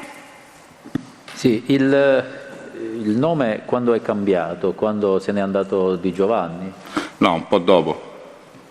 Dopo che se n'è andato Di Giovanni? Sì, ma è stata una scelta a livello di immagine, nel senso volevamo totalmente stravolgere... No, ho capito, no, io ho fatto una domanda molto precisa. No, certo. Il nome è cambiato, l'avete cambiato dopo che se n'è andato sì. Di Giovanni. Senta, perché il Carroccia è venuto a darvi una mano? Cioè chi era la conoscenza del Carroccia all'interno del ristorante? Chi lo conosceva? Alessandro. Lo conosceva Savarese? Sì, perché mi ha raccontato che c'era andato a mangiare parecchie volte e gli era piaciuta la tipologia di come era impostato il servizio, la carne a vista e mi ha detto comunque di farmi dare qualche consiglio per avviare nel migliore dei modi. Sì. Lei ha detto che Carroccia non era assunto, ma aveva, che lei sappia naturalmente, una retribuzione? Ma che io sappia no, comunque credo di no. Era solamente una collaborazione a livello di, come si può dire, di consulenza, 2 chiacchiere tra ristoratori per darsi dei consigli, ecco. Ed è stato un mesetto, ha detto lei prima. Prego, scusi? Quanto tempo è stato? Un mese? Circa, sì. Circa un mese. Non di più. All'inizio, diciamo, sì. nella parte. Senta, ma lei ha detto che Savarese veniva un paio di volte a settimana, ecco. Sì, più o meno sì, i tempi erano quelli. E quando non c'era Savarese, chi era il vostro riferimento nel locale? Ma ogni settore aveva un responsabile, per la cucina ero io e per la sala fino a che c'era Di Giovanni era Di Giovanni, poi dopodiché è subentrato Tullio Catalano mi pare si chiama e se ne occupava lui, diciamo. E poi tra responsabili ci scambiamo le problematiche del personale, magari si sbagliava qualche piatto, si sbagliava qualche cosa e si parlava per cercare di migliorare, ecco. Ho capito. Va bene, non ho altre domande. La difesa di parte civile? Sì, solo una domanda a chiarimento, sempre a proposito di quello che lei aveva detto a proposito di Carroccia. Ma Carroccia dava la sua consulenza solo per la griglia o per qualche altro comparto, aziendale? No, ma maggior parte per la griglia, perché era molto esperto in quel Solo di quello si occupava Carroccia?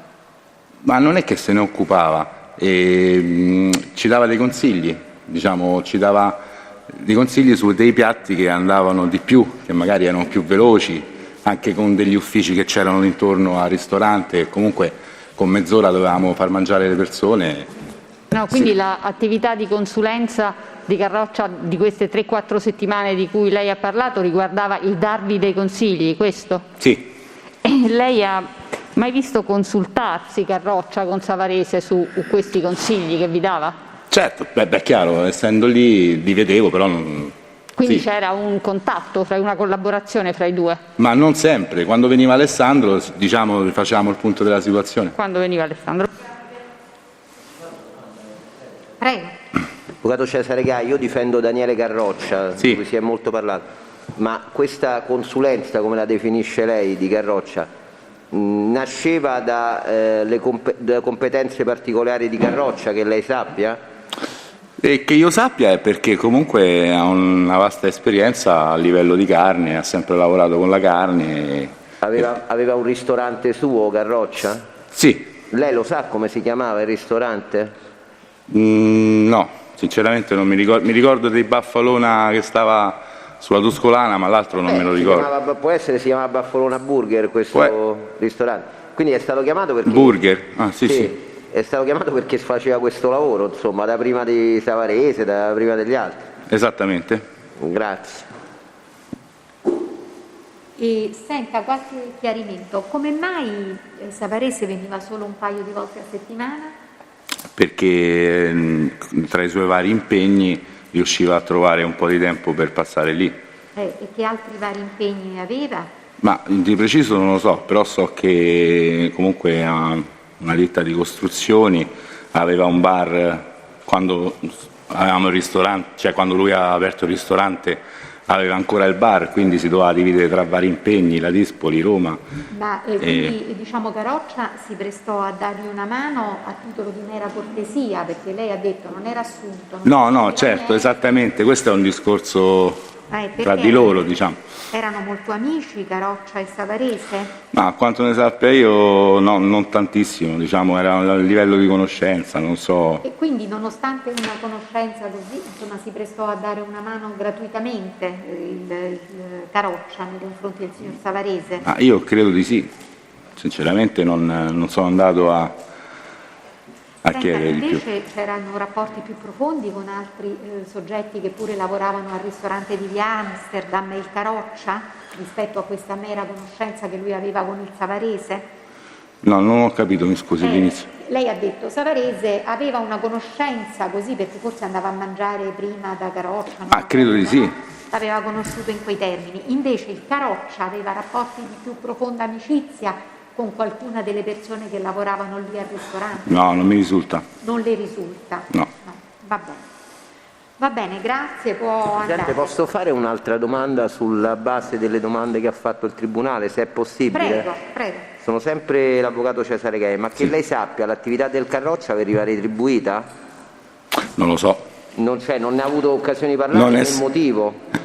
No, perché non essendo io il titolare del ristorante, sinceramente non ne vedevo l'importanza. Lei sta facendo una domanda sulla quale ha già risposto in un senso. Ora vediamo se ci sono ulteriori chiarimenti che intende. Sì, volevo chiedergli se era amico di Di Giovanni, gliela faccio proprio in... Infatti io la domanda l'ho fatta generica. Sì, lei l'ha fatta molto genericamente, invece io la faccio proprio diretta. Se si conoscevano Di Giovanni e Carroccia, che lei sappia. Credo di no.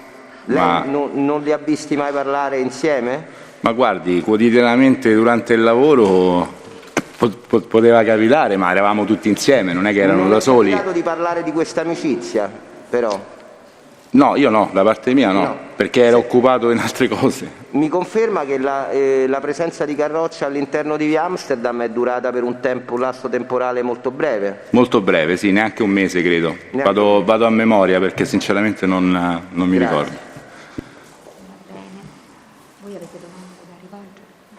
Va bene, grazie, può andare. Grazie a voi. Ciampa, chiedo scusa, voleva chiudere l'esame? No, va bene, grazie, buongiorno. Buongiorno a voi. Presidente, prima che passi a un'altra testimonianza, il Carroccia chiede di potersi allontanare perché deve andare a aprire il ristorante. Sicuramente, prego, può andare, grazie. Diamo atto che nel corso dell'udienza alle ore 11:55 il signor Carroccia Daniele si allontana. Buongiorno, grazie. Allora, chi facciamo? Allora, per quel che riguarda i testimoni della mia lista, vi rappresento che io ho tentato la citazione di Savarese Alessandro tramite raccomandata, di cui però non ho ricevuta di ritorno e da controllo tramite il sito di Poste Italiane risulta attualmente in giacenza disponibile per il ritiro, quindi non ho prova della citazione e chiedo, cioè dell'avvenuta citazione, e chiedo di essere ammesso a ricitarlo in una prossima udienza. Aggiungo che in realtà Savarese rese a me il 13 luglio 2020 delle sommarie informazioni che furono depositate sia a riesame che poi prima dell'udienza preliminare, quindi se le altre parti consentono io potrei ritenermi soddisfatto dalla produzione del verbale, altrimenti chiedo di ricitarlo nuovamente. Allora, vediamo di sottoporre in valutazione queste dichiarazioni alle altre parti e se c'è consenso ad acquisirle. Lo recitiamo, Presidente. Lo recitiamo. Lo recitiamo? Quindi produco, allora adesso deposito la prova dell'avvenuta citazione. Sì. Lei l'ha fatta a mezzo posta? A mezzo posta, sì, è una raccomandata. Quindi sostanzialmente è una compiuta giacenza quell'indirizzo, non è stata ritirata? Non è stata ritirata dopo un mese la giacenza. Quindi non ci sono i termini, lei dice, per una compiuta giacenza. Vediamo un po'. Disponibile a partire dal 20 aprile.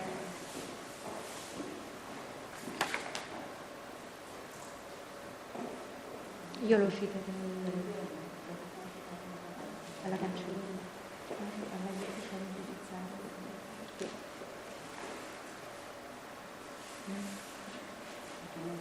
No. Prego. Che dice Andrea? Questo è una cosa che non fare tanto che dice?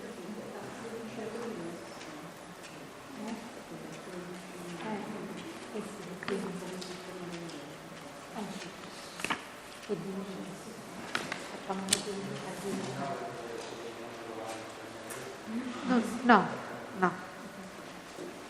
Va bene, allora proviamo prima con l'ufficiale giudiziario e poi vediamo che succede. Allora, avvocato, intanto lei ci ha depositato la prova ovviamente della raccomandata concernente la citazione del signor Savarese Alessandro ed insiste per la sua audizione.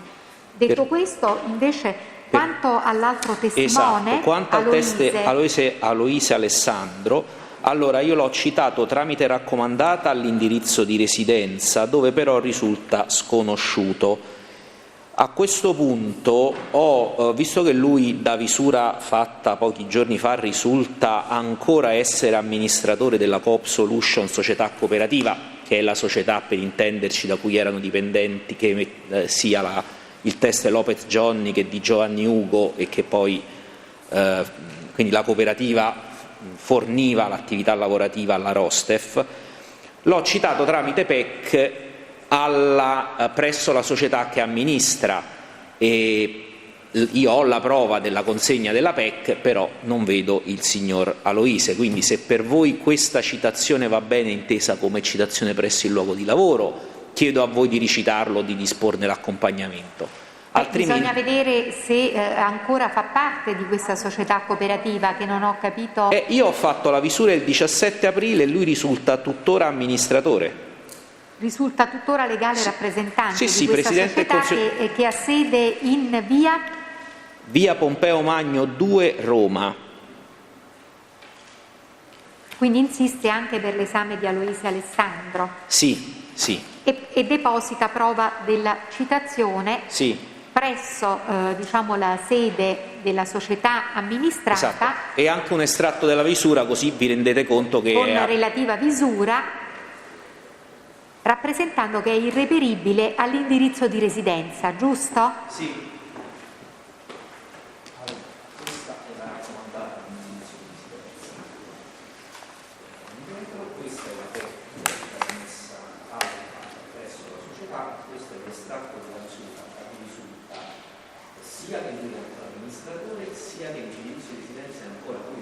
Sì, chiediamo anche qui la giudiziaria presso la sede della società reperibilità. Che dice?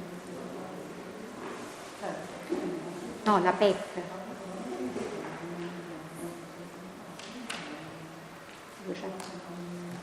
Accostamento negativo, sanzione. Va bene. Allora vediamo la PEC.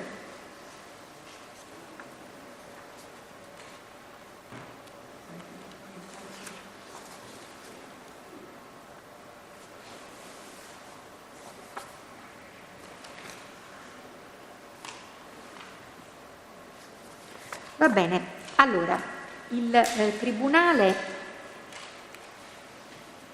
sanziona il test Aloise al pagamento di 200 euro in favore del FUG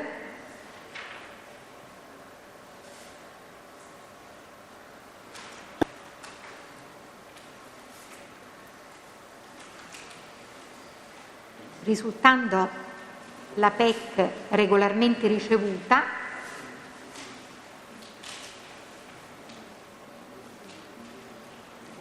all'indirizzo della società da lui rappresentata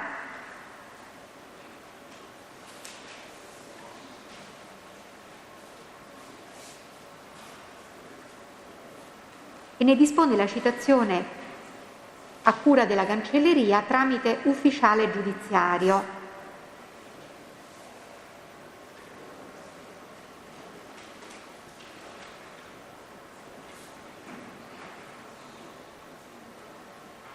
Presso la sede della società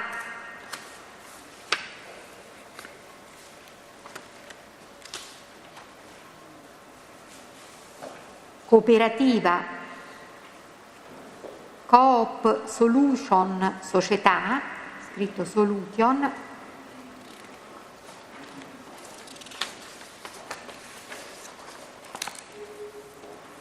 in Roma,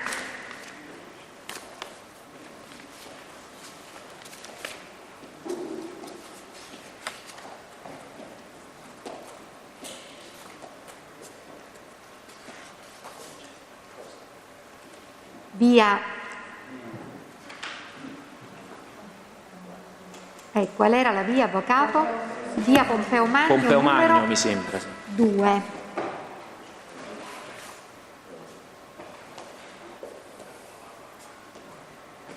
Via Pompeo Magno, numero 2. Dispone inoltre la citazione a mezzo ufficiale giudiziario tramite cancelleria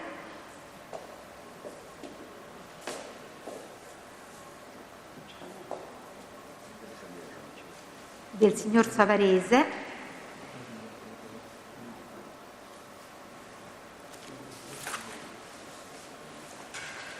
in Cerveteri,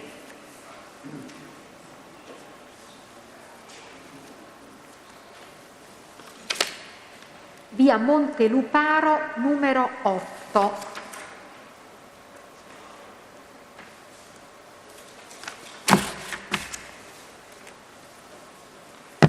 Entrambi i testi per l'udienza del 21 maggio. Presidente, chiedo scusa, potrei proporre il 19 o il 10 perché io il 21 non ho il qualche 10 è troppo presto. 19 allora 19 magari, maggio, la ringrazio. Allora facciamo. Quindi per l'udienza del 19 maggio, aula Bunker A, ore 9:30, 19 maggio 2021.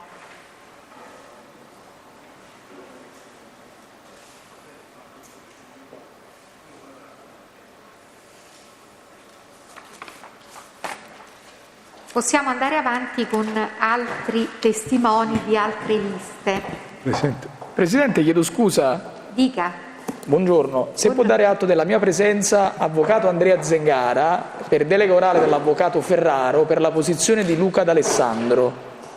Di D'Alessandro Luca, benissimo. Sì, grazie. Va bene. Presidente? Dica. Avvocato Carlo Pecoraro, tra alcuni minuti mi devo allontanare, lascerò in sostituzione il collega avvocato Domenico Leto. Va bene. Grazie. E chi possiamo Presidente, c'è la lista di Cosentino che dovremmo iniziare oggi, che era in programma oggi. Sentiamo i testimoni della lista Cosentino. Sì, ho visto, ci sono abbastanza, cioè quasi tutti presenti. C'è la signora Maglione Veronica. Possiamo iniziare? Sì, prego.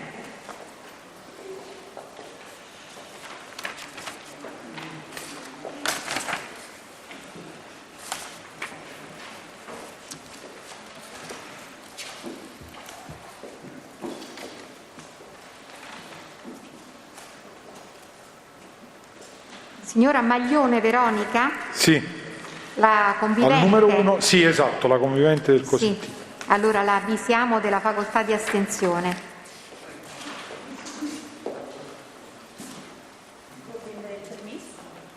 Signora Maglione, buongiorno. Si accomodi pure al microfono. Lì, grazie.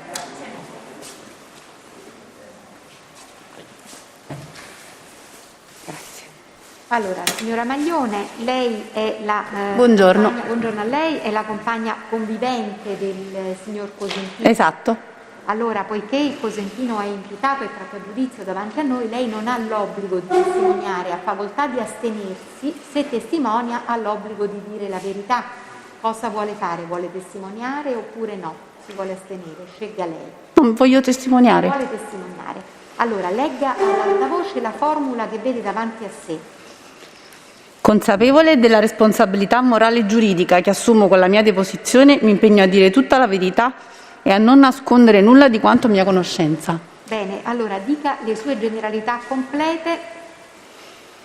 Come si chiama? Maglione Veronica, nata a Nola il 3381, residente o domiciliata? via Cupa Casora 75, Napoli. Bene, allora risponda pure alle domande dell'avvocato Coppola, prego. Sì. Buongiorno signora Maglione. Buongiorno. Volevo innanzitutto che lei chiarisca al Tribunale quando ha conosciuto il signor Cosentino e i signori Cosentino e D'Alessandro. Allora, io ho conosciuto prima il signor Cosentino, però non in ambito lavorativo, ci siamo conosciuti una sera in un baretto. Da lì abbiamo iniziato una frequentazione, diciamo, per lo più amichevole e ci vedevamo sporadicamente, qualche cena, andavamo a bere qualcosa, niente di più, niente di meno. In seguito mi presento il D'Alessandro e siamo andati a cena credo un paio di volte, io, il Cosentino, D'Alessandro e la sua fidanzata, ed è nata questa sorta di, diciamo così, amicizia, di frequentazione. Dopodiché io sono partita per andare in Liguria da mia madre, dove aveva un'attività che aveva appena aperto, e sono andata lì al lavoro perché ero attualmente disoccupata, essendomi separata da un po', non mi ricordo, 6-7 mesi, non lo so, e quindi ero lì per lavoro, mi trovavo lì per lavoro. Dopo un mesetto e mezzo circa che stavo in Liguria, che mi trovavo in Liguria, mi venne a trovare il Cosentino. Comunque Scusa, a che anno fa riferimento questo? mi scusi, era l'estate 2014, No, ma diciamo... credo agosto, sì, agosto 2014 se non erro. Adesso io con le date non so se riuscirò proprio ad essere precisissima perché sono passati tanti anni.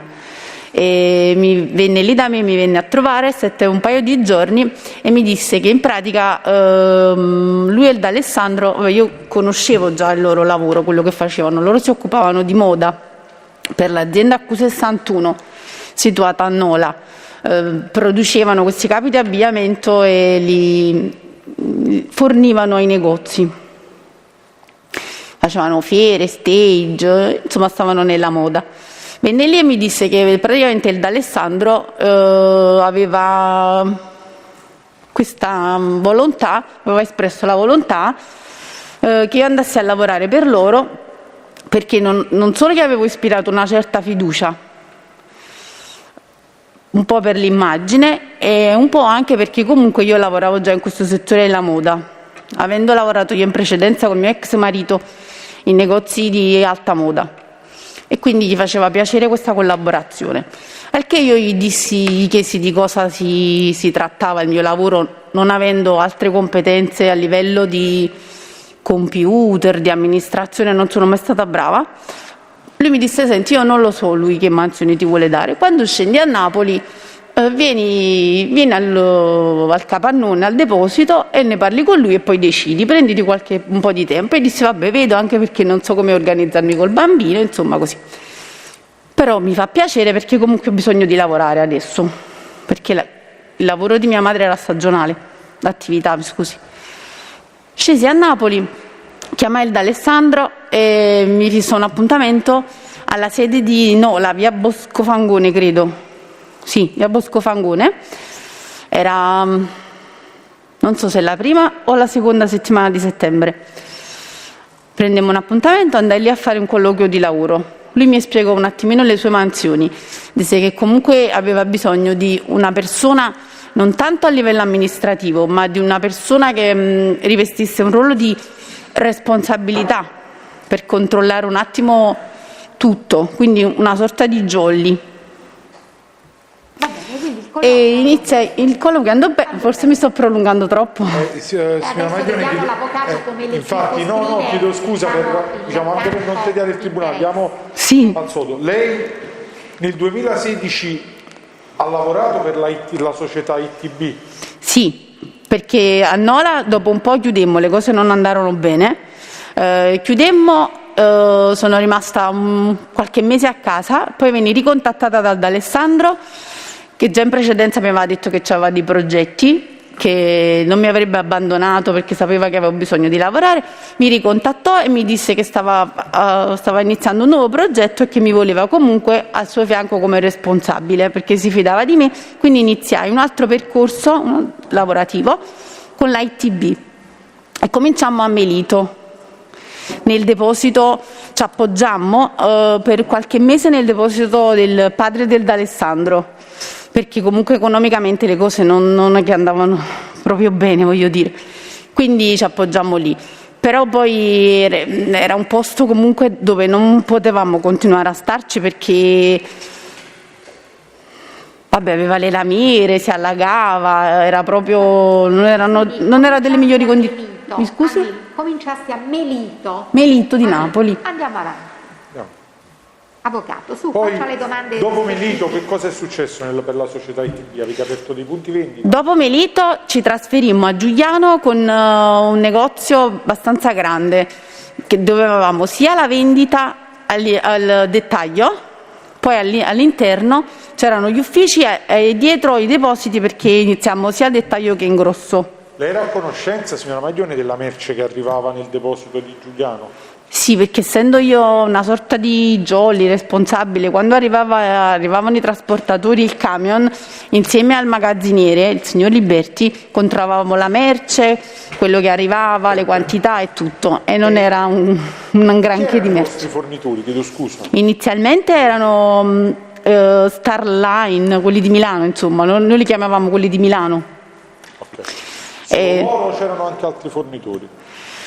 All'inizio soltanto loro e arrivavano questi grossi quantitativi di merce che però non erano, diciamo, una grande cosa. Non tanto per la qualità, ma perché comunque era merce datata, abbastanza datata. Quindi dovemmo poi cercare di, diciamo così, riassortirla con altri fornitori per cercare comunque di fare, nel nostro mestiere si chiamano lotti, per asseriare la merce per poterla rivendere poi un attimino a prezzi, perché tipo la pagavamo già a prezzi alti per quello che ne valeva, per come la vedo io soprattutto, tipo la pagavamo a 20 ma era merce che ne valeva 10, quindi rivenderla era un problema, quindi c'era un bel lavoro da fare vicino per cercare di rivenderla. Quindi avevate anche altri fornitori? Sì, col tempo sì, altri fornitori. Quelli che lei definisce i milanesi? Sì. Rispondono al nome di Giancarlo Vessiti e Antonio Sorrentino? Sì. Erano loro i milanesi di cui Sì, loro erano i milanesi. Ok. E spieghi un attimo al Tribunale la ITB che percorso lavorativo ha avuto? Abbiamo iniziato, a Melito che facevamo solo l'ingrosso. 2017 lavoravamo al dettaglio e non andava male, anzi avevamo incanalato un bel lavoro, infatti abbiamo aperto poi altri punti vendita.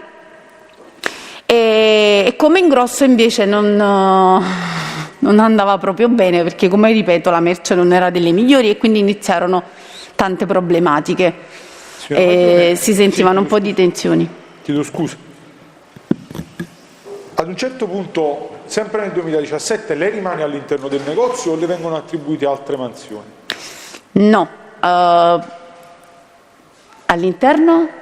Lei resta a lavorare all'interno del negozio, della struttura di Giuliano, per la quale insomma lei ha detto di lavorare, o le vengono assegnate altre mansioni? Allora, inizialmente le mie mansioni erano, diciamo, quelle, io stavo a fianco di Luca D'Alessandro, era un po' il suo braccio destro, lui mi chiamava così. Poi col tempo come se mi avesse un attimo sostituito, e anche perché forse è vero che facevo un po' troppe cose perché la merce era tanta e cose, però lui ha iniziato ad assumere altre persone e gli ha dato un attimino più la parte amministrativa, diciamo così, a parte che la gestiva lui e mi diceva solo cosa fare perché non era di mia competenza, alla cognata Marta Ciccarelli, mentre a me mi smistò più verso il dettaglio, al negozio. Ritornando al discorso di prima, lei ha mai sentito parlare di somme da restituire ai signori Vessiti e Sorrentino? Somme di denaro? Queste somme di denaro sono uscite poi col tempo, perché forse fine 2017, quando poi iniziavo a vedere che il Cosentino forse devo fare una promessa, che poi col tempo la frequentazione col Cosentino non è stata più una frequentazione ma un vero e proprio rapporto, e siamo andati a vivere insieme, ma sarà stato 2017 febbraio, non lo so. Perché io poi ci siamo andati a vivere insieme, quindi il rapporto era cambiato. Io lo vedevo comunque sempre nervoso, sempre preoccupato, però lui già di caratterialmente è molto chiuso e riservato. Poi ha questa sorta di protezione nei miei confronti, non mi raccontava tante cose, però io comunque non è che non lo vedevo agitato, non lo conoscevo, quindi iniziavo a fare domande, lui mi diceva non ti preoccupare, è tutto a posto, non ti preoccupare, è tutto a posto. Stessa cosa facevo col D'Alessandro, perché comunque vedevo degli atteggiamenti diversi, vedevo questo via vai che prima non vedevo, del Vestiti e del Sorrentino che si chiudevano in ufficio col D'Alessandro, sentivo urlare, vedevo lui che comunque non stava bene, non era sereno, e insomma io qualche volta gli ho chiesto che cosa stesse succedendo, perché vedevo atteggiamenti diversi, no? Però lui mi diceva sempre non ti preoccupare, è tutto a posto. Non ti preoccupare, stai serena, me la vedo io, tu ti fidi di me. E lei ha mai partecipato, le sono mai state assegnate, cioè lei è a conoscenza di alcune cifre restituite ai signori Vestiti e Sorrentino da parte di Cosentino e D'Alessandro? Mi è capitato una volta, non mi ricordo bene proprio i mesi, nel 2017. Io lavoravo dal lunedì al venerdì e un pomeriggio di venerdì stavo andando via e il D'Alessandro mi chiamò nello studio con l'interfono e mi disse, nel suo ufficio, mi disse di andare da lui e mi diede un pacchettino, disse qua stanno 15.000 euro, mi devi fare una cortesia, li devi portare a casa della mamma di Sorrentino. E io dissi ma io non me la sento, mi posso fare accompagnare, posso andare, magari mi faccio accompagnare da Alessandro, dal Cosentino. Lui disse no, mi devi fare questa cortesia a me personalmente, vai là, non ti preoccupare. Io dissi vabbè, magari ci vado di giorno, che di sera, così, no, vai, non ti preoccupare, lo trovi là. Questi soldi? A via Colonnello La Halle, mi ricordo perché era un nome particolare, a casa della madre del Sorrentino, nei pressi del Corso Malta. E ha mai capito la natura di questi? Come si chiamava questa via, mi scusi, via? Colonnello La Halle. Colonnello della Valle? No, La Halle con la H. La Valle. Con la H, Presidente.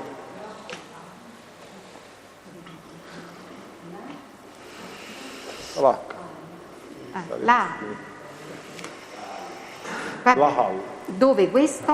A Napoli. In via Colonnello La Halle, di che città? Napoli, nei pressi del Corso Malta. A Napoli. A casa della madre del Sorrentino? Sì.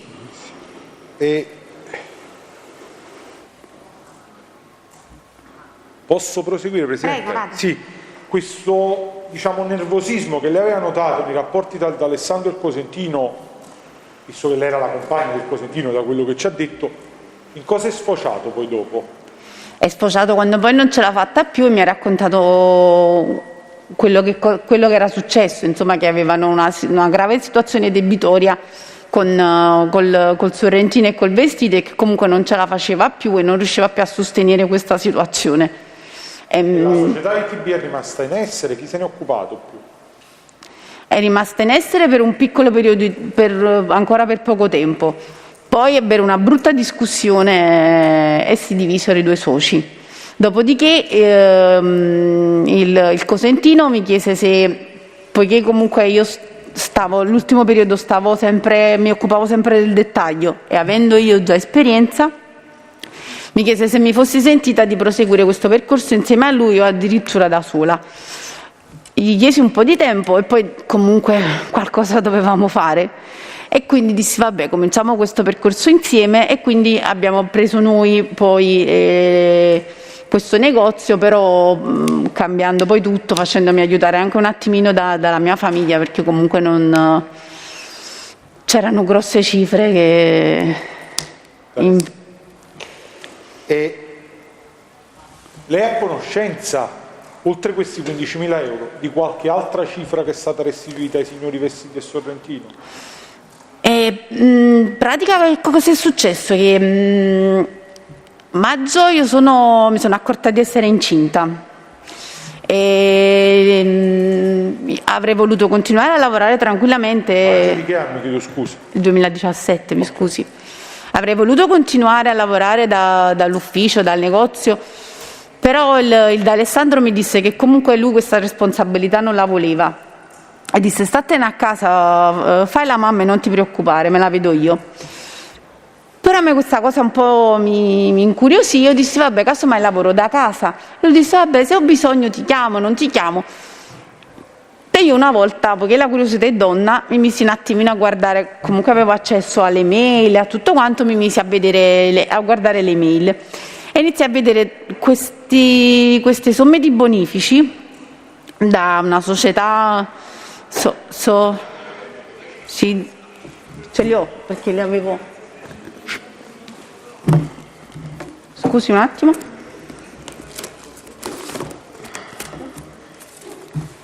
Silver Square, questi bonifici che venivano inviati dall'ITB a questa azienda, e mi incuriosì e ne parlai col Cosentino. E lui è stato in quel periodo che poi, diciamo così, si è aperto e mi ha esposto un attimino tutte le problematiche economiche che c'erano. E questi bonifici, da quello che ci ha detto, più o meno li sa quantificare? A che periodo fanno riferimento? Chiedo scusa. Da novembre-dicembre 2017. Ma ce li ha cartacei? Sì. Presidente, se li possiamo acquisire a questo punto. Certo. Se ce li Posso avvicinarmi per darglieli? Può produrre, sì. Quindi lei aveva accesso, diciamo, alla casella di posta della società ITB, perché aveva, ora lo dice al microfono, perché aveva diciamo, un incarico in questa società. E quindi in quelle occasioni, cioè in che periodo? Verso maggio 2017 cominciò a guardare la casella? Quando? No, la mail. Quello di guardare la mail era una cosa che facevo tutte le mattine per abitudine. Appena arrivavo in ufficio accendevo il computer, guardavo la mail, la PEC. Lei a maggio è andata a casa perché si accorse di essere incinta, no? Quindi continuava ad aprire le mail per curiosità? Sì. Sì. E in che periodo continuava ad aprire? Sempre, progressivamente, diciamo? No, prima iniziavo così ogni tanto, anche dissi, magari mi sistemo le carte, Luca fammi fare qualcosa, pure se devo fare delle packing list da casa, quindi comunque facevo qualcosa da casa. Poi iniziai a vedere un primo bonifico, iniziai a incuriosirmi, quindi diciamo incalzai ad aprire. Aspetti un attimo che diamo atto che la testimone produce mail riguardanti bonifici europei fatti dalla ITB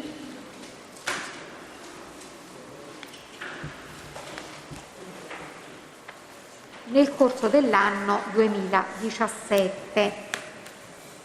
Ci sono rilievi su queste produzioni documentali. Signora Maglione, l'ultima precisazione. Aspetti, avvocato. Chiedo scusa. Nulla osservano le altre parti, il Tribunale acquisisce.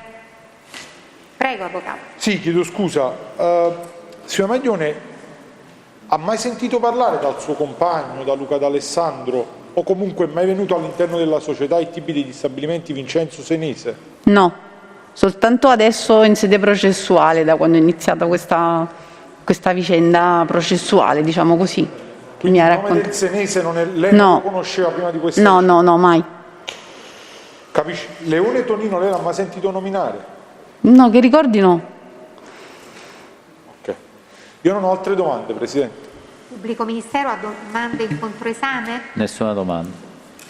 E la parte civile? Solo un chiarimento. La D'Este prima ha detto che ricevevano questa merce, ha detto testualmente la pagavamo 20 ma valeva 10. Ma qual è la ragione per cui la pagavate 20 se valeva 10? Io non riesco a sentire bene. Allora, le diceva il difensore che ha fatto riferimento a merce che pagavate più di quello che valeva. Come mai? E queste non sono domande a cui io posso risponderle, perché io ero una semplice comunque diciamo così, commessa. Quindi lei non sa la ragione, ma ci dice che merce che valeva un certo importo veniva pagata il doppio, questo ci dice? Sì, perché a vederla era chiaro che quando facevo delle domande ad Alessandro non è che mi dava sempre spiegazioni, diceva non ti preoccupare, faccio io, tu fai quello che ti dico io, non ti preoccupare, fidati di me.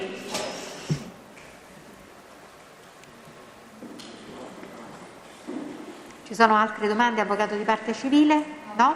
Prego, avvocato Pecoraro. Sì, la parte civile mi ha rubato la domanda, però io a questo punto insisto sul tema. Lei ci ha detto che oltre che insomma una semplice commessa era in qualche modo anche il braccio destro di D'Alessandro, nonché compagna del Cosentino. Sì. Quando poi ha cominciato a vedere, come dire, un clima teso... Quando poi ha cominciato? A vedere un clima teso sì. Con i milanesi, ha cominciato a vedere dei litigi, comunque delle situazioni di conflitto, non ha mai chiesto al suo compagno ma perché compriamo questa merce a questo valore? Sì, gliel'ho chiesto sia a lui sia al Cosentino che ad Alessandro, mi dicevano che non mi dovevo preoccupare, che le cose andavano bene così, che io dovevo fare il mio lavoro e andava bene così. Senta, ma questa merce che secondo lei valeva meno di quanto veniva pagata, a che prezzo veniva rivenduto? Comunque a un prezzo superiore o a un prezzo inferiore?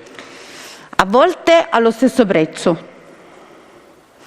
per cercare comunque di non fare rimanenza. E poi dipendeva dai capi, tipo se c'erano i capi spalla cercavamo di alzare un po' il prezzo per recuperare, a volte purtroppo ci andavamo a rimettere qualcosina, dipendeva un attimo dalla merce, dal tipo di capo proprio in sé per sé, perché non tutti i capi poi li puoi rivendere diciamo allo stesso modo, allo stesso prezzo. Ma questa merce è giunta in un'unica partita o no. in partite frazionate? No, erano varie consegne, tipo una volta sono arrivati degli abiti da uomo, tantissimi, un'altra volta arrivarono degli abiti da donna da cerimonia, altre volte delle polo, varie consegne. Quindi anche dopo le prime consegne di merce, come dire, di valore al costo superiore al loro valore, si continuavano a fare ordinativi di merce analoga? Sì. Senta, quando ha cominciato a percepire questo clima di tensione con i milanesi, ne ha saputo le ragioni? No. Non ha chiesto perché ci sono questi litigi, se sono problemi commerciali, problemi nei pagamenti, problemi nelle consegne? Sì, io lo ripeto, e l'ho chiesto soprattutto ad Alessandro, che comunque io avevo più rapporti con lui lavorativi, perché c'era sempre lui in ufficio, si occupava lui della parte amministrativa, il Cosentino faceva la parte commerciale, prendeva i campioni e li andava a rivendere, quindi il rapporto diretto ce l'avevo col D'Alessandro. Lui mi diceva di stare serena, di non preoccuparmi, di impegnarmi soltanto a cercare come vendere questa merce, di guardare le ragazze all'esterno che facessero le proprie mansioni, che poi il resto io mi dovevo fidare di lui e non mi dovevo preoccupare di nient'altro. Senta, che lei sappia, i soldi delle forniture, o meglio, il pagamento delle forniture è stato effettuato ai milanesi? Sì, che io sappia, sì. Integralmente? Sì. Lo sa perché gliel'ha detto Cosentino, perché gliel'ha detto D'Alessandro? D'Alessandro. Col Cosentino non parlavamo mai di lavoro. Visto insomma che ha avuto modo di vedere i bonifici fatti emessi in favore delle società svizzere, ha avuto modo anche di verificare la sussistenza di bonifici in favore della Starline? Ha avuto anche modo di? Vedere i bonifici emessi in favore della Starline? All'epoca sì, c'erano bonifici, però non me li ricordo io questi, perché praticamente allora la Starline mandando merce, arrivando fatture, era una cosa normale che non mi ha incuriosito. Io questi bonifici li avevo stampati perché era una cosa che mi aveva incuriosito. La differenza era quella, mentre la Starline era merce, non mi sollecitava nessun dubbio, sinceramente. All'epoca ha verificato la piena corrispondenza fra fatture emesse e pagamenti? Non me lo ricordo precisamente, anche perché all'epoca fui affiancata, come le ripeto, dalla cognata di Luca, Marta Ciccarelli, e io mi occupavo più del dettaglio, non solo, davo anche una mano al magazziniere quando arrivava la merce, proprio a livello fisico. E inoltre aprimo, mi scusi, l'ho interrotta, e inoltre aprimo altri piccoli punti vendita. E quindi io mi occupavo nel preparare, nell'allestire gli altri punti vendita, e quindi il D'Alessandro mi diceva no, non puoi fare troppe cose, perché comunque il lavoro amministrativo e contabile ha bisogno di una certa concentrazione, dedicati a questo e fai fare il lavoro agli altri, non puoi fare sempre tutto tu. Ricorda se oltre al campo dell'abbigliamento Cosentino e D'Alessandro avessero anche altri progetti in altri settori commerciali? No. Parlarono mai di dedicarsi anche al food, al settore del food? Di aprire dei pub? Sì. L'ultimo periodo sentivo il D'Alessandro, mi faceva stampare delle cose, i menù, chiedeva queste cose, ne parlava con la signora Marta Ciccarelli, perché lei era brava col computer. Quindi non è corretto dire che non avevano altri progetti, li avevano? Sì, no, me ne sono dimenticata io, sì. Nell'ultimo periodo sì, sentivo. Ricorda se in questo progetto fossero coinvolti anche Sorrentino e Vestiti? Che io sappia no, non ho mai sentito parlarne insieme a loro. Nel proseguio del rapporto imprenditoriale fra Cosentino e D'Alessandro ci furono dei problemi fra di loro? Sì, soprattutto nell'ultimo periodo. Infatti è una delle motivazioni che poi mi spinse un attimo ad insistere, a chiedergli che cosa stesse succedendo al Cosentino, perché comunque loro, oltre ad avere un rapporto lavorativo e collaborativo, avevano anche un bel rapporto d'amicizia. Vedevo che comunque non si frequentavano, non si sentivano più come prima, non c'erano più gli stessi rapporti. Se sono stati problemi di natura personale o di natura economica? Economica. Come mai? Sa precisare meglio che tipo di problematiche ci siano state? Perché in pratica quando poi io ho iniziato a chiedere al Cosentino mi ha esposto tutta la situazione e mi ha un attimino fatto capire la situazione economica e mi ha esposto tutte le problematiche che c'erano, sempre per grandi linee, non mi ha mai specificato proprio preciso come stavano le cose, perché le ripeto, il suo atteggiamento è sempre stato di... Anche se non gliel'ha spiegato precisamente, le ha fatto capire, anche se non glielo ha spiegato precisamente, le ha fatto capire che vi erano delle rimostranze nei confronti del comportamento di D'Alessandro nel corso della conduzione economica dell'attività? Ma diciamo che loro sono sempre stati in contrasto a livello lavorativo, perché avevano idee sempre molto diverse, anche al lavoro ad esempio. Lui ogni volta, il Cosentino ogni volta che veniva al negozio, all'ufficio, non era mai d'accordo su nulla col D'Alessandro, anche perché il D'Alessandro era megalomane, 10 dipendenti, invece il Cosentino diceva evitiamo tante spese, stai comprando troppo, stai facendo troppo, non erano mai d'accordo su nulla.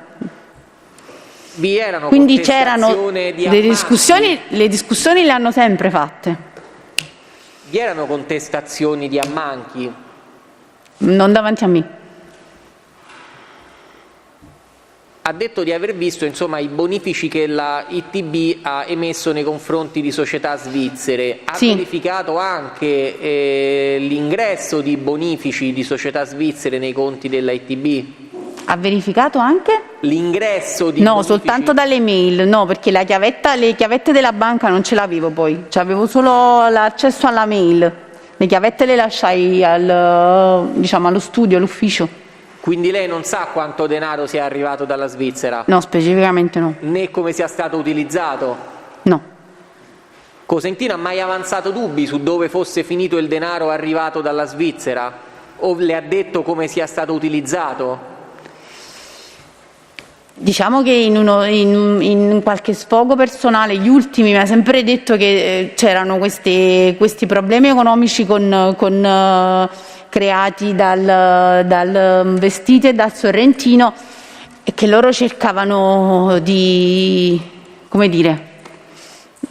restituirglieli, che non ce la facevano, che non sapevano più come fare.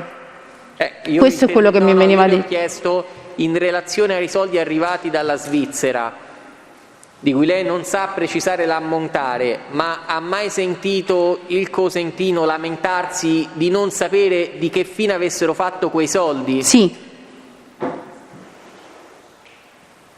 E quindi Cosentino non sapeva dove fossero finiti? Accusava il D'Alessandro di questi ammanchi? In pratica sì. Prima mi ha detto che non ne ha mai sentito parlare di questi ammanchi, adesso mi sta dicendo che il Cosentino si lamentava che i soldi della Svizzera erano spariti e accusava il D'Alessandro di averli stornati da qualche parte. No, di questi ammanchi, sì, che comunque lui non avendo la gestione, sua pratica dei soldi, si lamentava di questa cosa. Siete riusciti poi a scoprire questi soldi dove fossero finiti? No, non io, almeno. Io non ho altre domande, grazie Presidente, mi allontano come avevo preannunciato. Grazie. Si allontani, ma qualche chiarimento, perché l'avvocato Pecoraro le ha chiesto di bonifici che sarebbero arrivati dalla Svizzera. Io qui dalle mail che lei ha prodotto oggi vedo dei bonifici che sono disposti dalla società ITB in favore di questa società di Silver Square. Sì, erano delle... Non parliamo di bonifici ricevuti, ma no, di no. dati. È giusto? Sì. Sì o no? Ah, sì. Si tratta di bonifici in uscita, quantomeno quelli che lei deve vedere. Lei ha notizia anche di bonifici che sono stati ricevuti dalla Svizzera? Le dissero anche qualcosa a questo riguardo? No, non che io mi ricordo.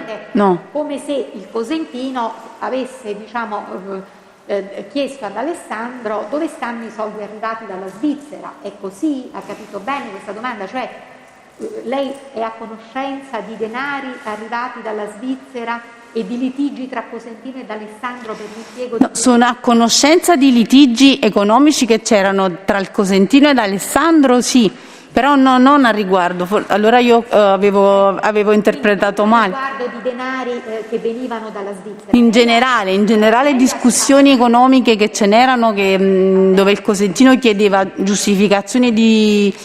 Ma un po' di tutto, di denaro. Di somme. Poi la provenienza di queste somme lei la conosceva? Io personalmente? Da dove venivano le somme date alla ITB? La conosceva? No. Invece ha avuto modo di vedere che c'erano diverse somme che andavano alla Silver Square. Lei ha detto la Starline è società che non mi creava problemi perché la Starline arrivavano le fatture, sì. Rifornita merce, invece la Silver Square che faceva nei confronti della ITB? Io praticamente ho visto questi bonifici in uscita, cioè che la ITB pagava queste somme a questa azienda. Alla Silver Square? Sì, esatto. C'erano rapporti tra la ITB e la Silver Square per quello che lei conosce? No, rapporti no, che io conosca no. Ho visto una sorta di contratto di prestito nella mail, vidi questa cosa, però rapporti che io sappia no. Però all'epoca mi può dire che contratto di prestito c'era? No, non lo so, non me lo ricordo. Ma prestito da chi a chi? Di questa azienda alla ITB. Quindi c'è un contratto che giustifica, in base al quale la ITB avrebbe avuto un finanziamento da Silver Square. Ho capito. Senta, e invece poi quando lei vide queste mail e quindi chiese, mi pare, a Cosentino spiegazioni sul perché, giusto? Ho capito bene questo? Cosentino che le disse? Che le disse? Come si spiegò? Come si giustificò quando lei gli fece queste domande? Io dissi, ma sei a conoscenza di queste cose? Che sono questi bonifici? Che cosa sta succedendo? E lui, come suo solito, non mi diede spiegazioni, mi disse no, niente, sono dei rapporti che stiamo facendo per cercare di, come si dice, di alzare la società, di incrementare la società per investimenti, delle cose. Tu non ti preoccupare, stai tranquilla, però no, delle spiegazioni non me le dite mai. Non è... Perché lei aveva detto, mi ha detto, poi mi ha spiegato, in realtà è rimasto generico, allora non gliel'ha spiegato. Tante cose me le ha spiegate dopo, quando poi... Cosa? Quando gliele ha spiegate tante cose? Quando gliele ha spiegate? Quando poi c'è stata proprio la chiusura. La chiusura di che dell'ITB e del rapporto col D'Alessandro. E allora che le ha spiegato quando c'è stata la chiusura della ITB e del rapporto con D'Alessandro? Che le ha raccontato? Mi ha raccontato che per una grossa situazione debitoria avevano deciso comunque di dividersi e di finire là il loro rapporto lavorativo, perché comunque non si poteva andare avanti così, le mentalità erano diverse, i problemi erano tanti e che questo rapporto non aveva più modo di esistere.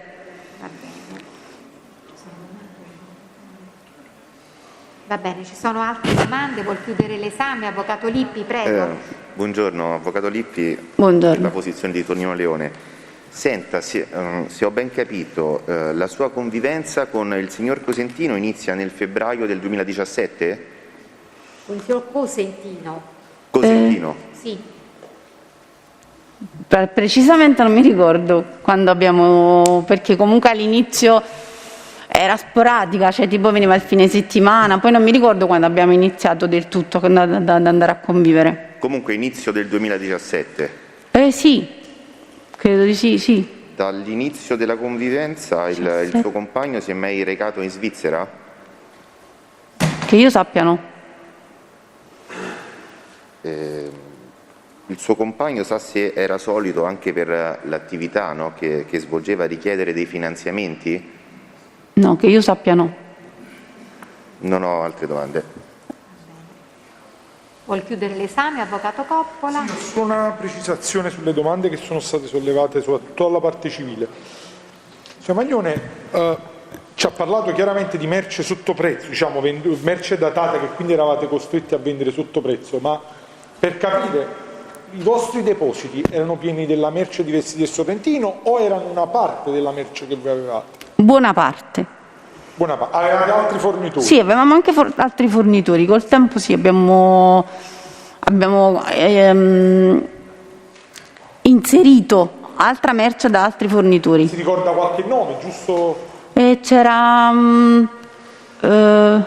VEM,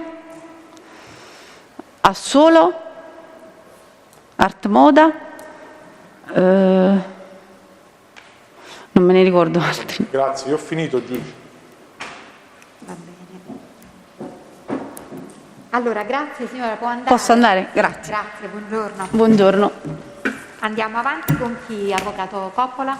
Se seguo l'ordine della lista dobbiamo sentire Ricciardiello. l'ultimo amministratore. Ricciardiello, va bene.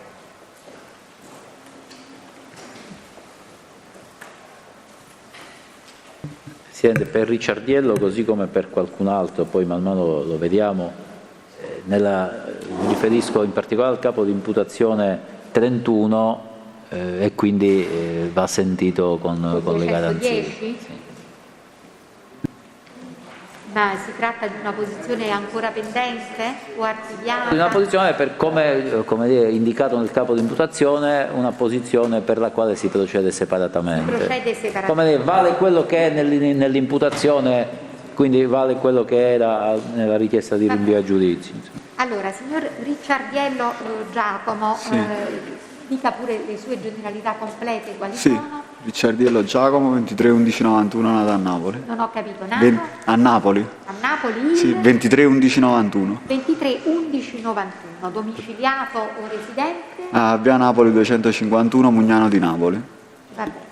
Presidente, Senta... scusi, mi allontano, volevo solamente lascio in sostituzione l'avvocato Spigherelli l'avvocato Leto. Buongiorno. Quindi lascia in sua sostituzione l'avvocato Leto. Sì. Va bene, grazie avvocato. Allora, signor Ricciardiello, lei viene sentito come testimone chiamato dalla difesa del signor Cosentino, ma risulta che nei suoi confronti si procede autonomamente per un fatto che diciamo, è in qualche modo connesso con quello per cui oggi noi andiamo a processo. Quindi lei non ha l'obbligo di dire la verità, ha diritto di essere assistito da un difensore e ha facoltà di non sottoporsi ad esame, di non rispondere alle domande. Ove lei intenda rispondere, può nominare il suo difensore di fiducia e nell'eventualità, in assenza, possiamo nominare un difensore d'ufficio. Quindi cosa vuole fare? No, rispondo. Vuole rispondere e vuole rispondere oggi o vuole aspettare di nominare un suo difensore di fiducia? Mi dica lei. No, posso rispondere oggi. Preferisce rispondere oggi, allora dobbiamo nominare un difensore d'ufficio. Intanto tiri sulla mascherina, signor Ricciardiello. E ora dobbiamo verificare se possono esserci delle incompatibilità, perché allo Stato un difensore d'ufficio non ce l'abbiamo. No.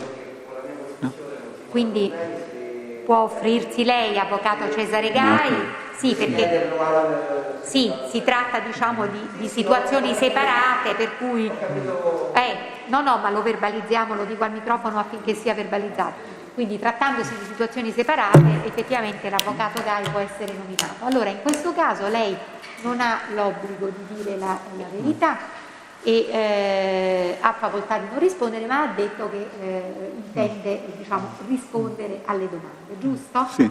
Va bene, allora prego avvocato Coppola. Buongiorno signor Ricciardiello. Buongiorno. Lei conosce Alessandro Cosentino? Sì, lo conosco. Sì. Ha mai lavorato per una sua attività? Sì. Gli inizi del 2018 abbiamo lavorato insieme. Era da una mia richiesta precedente di lavorare.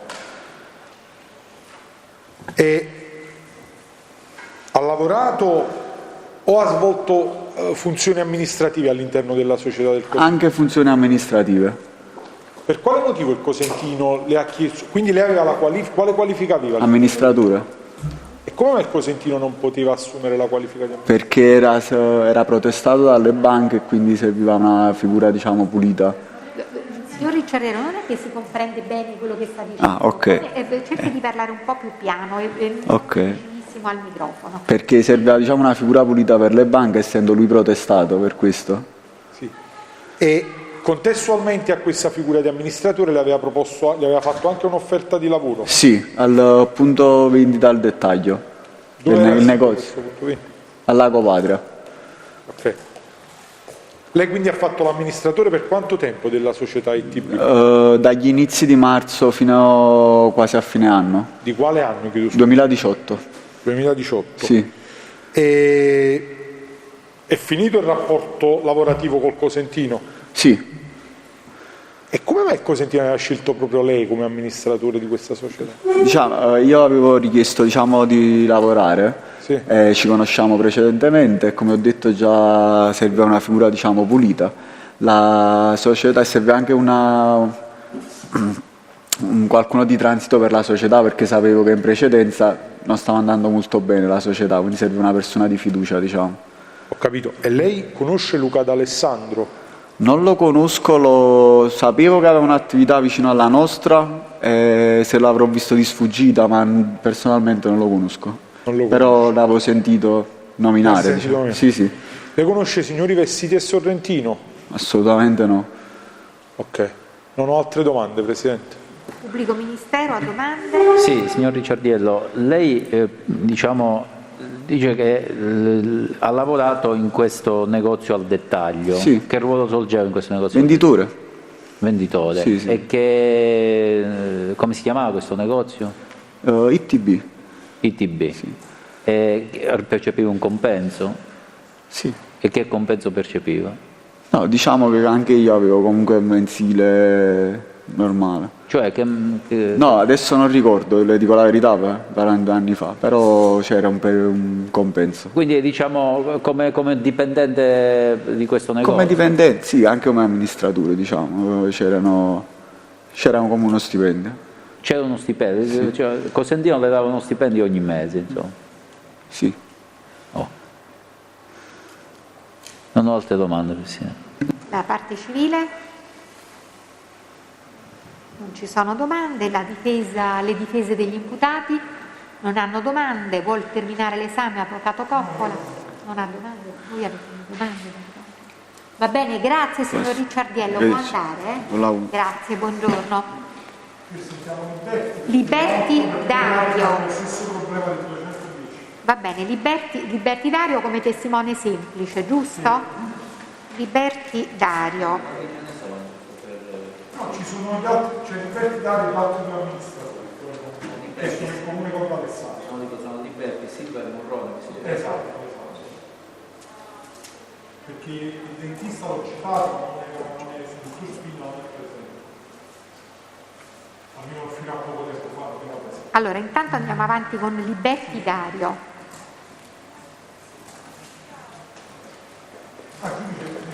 Liberti Dario, io come preannunciato nella scorsa udienza deposito il decreto che dispone il giudizio nel procedimento per usura di Napoli dove si dice che avevo depositato solo l'atto di costituzione di parte civile.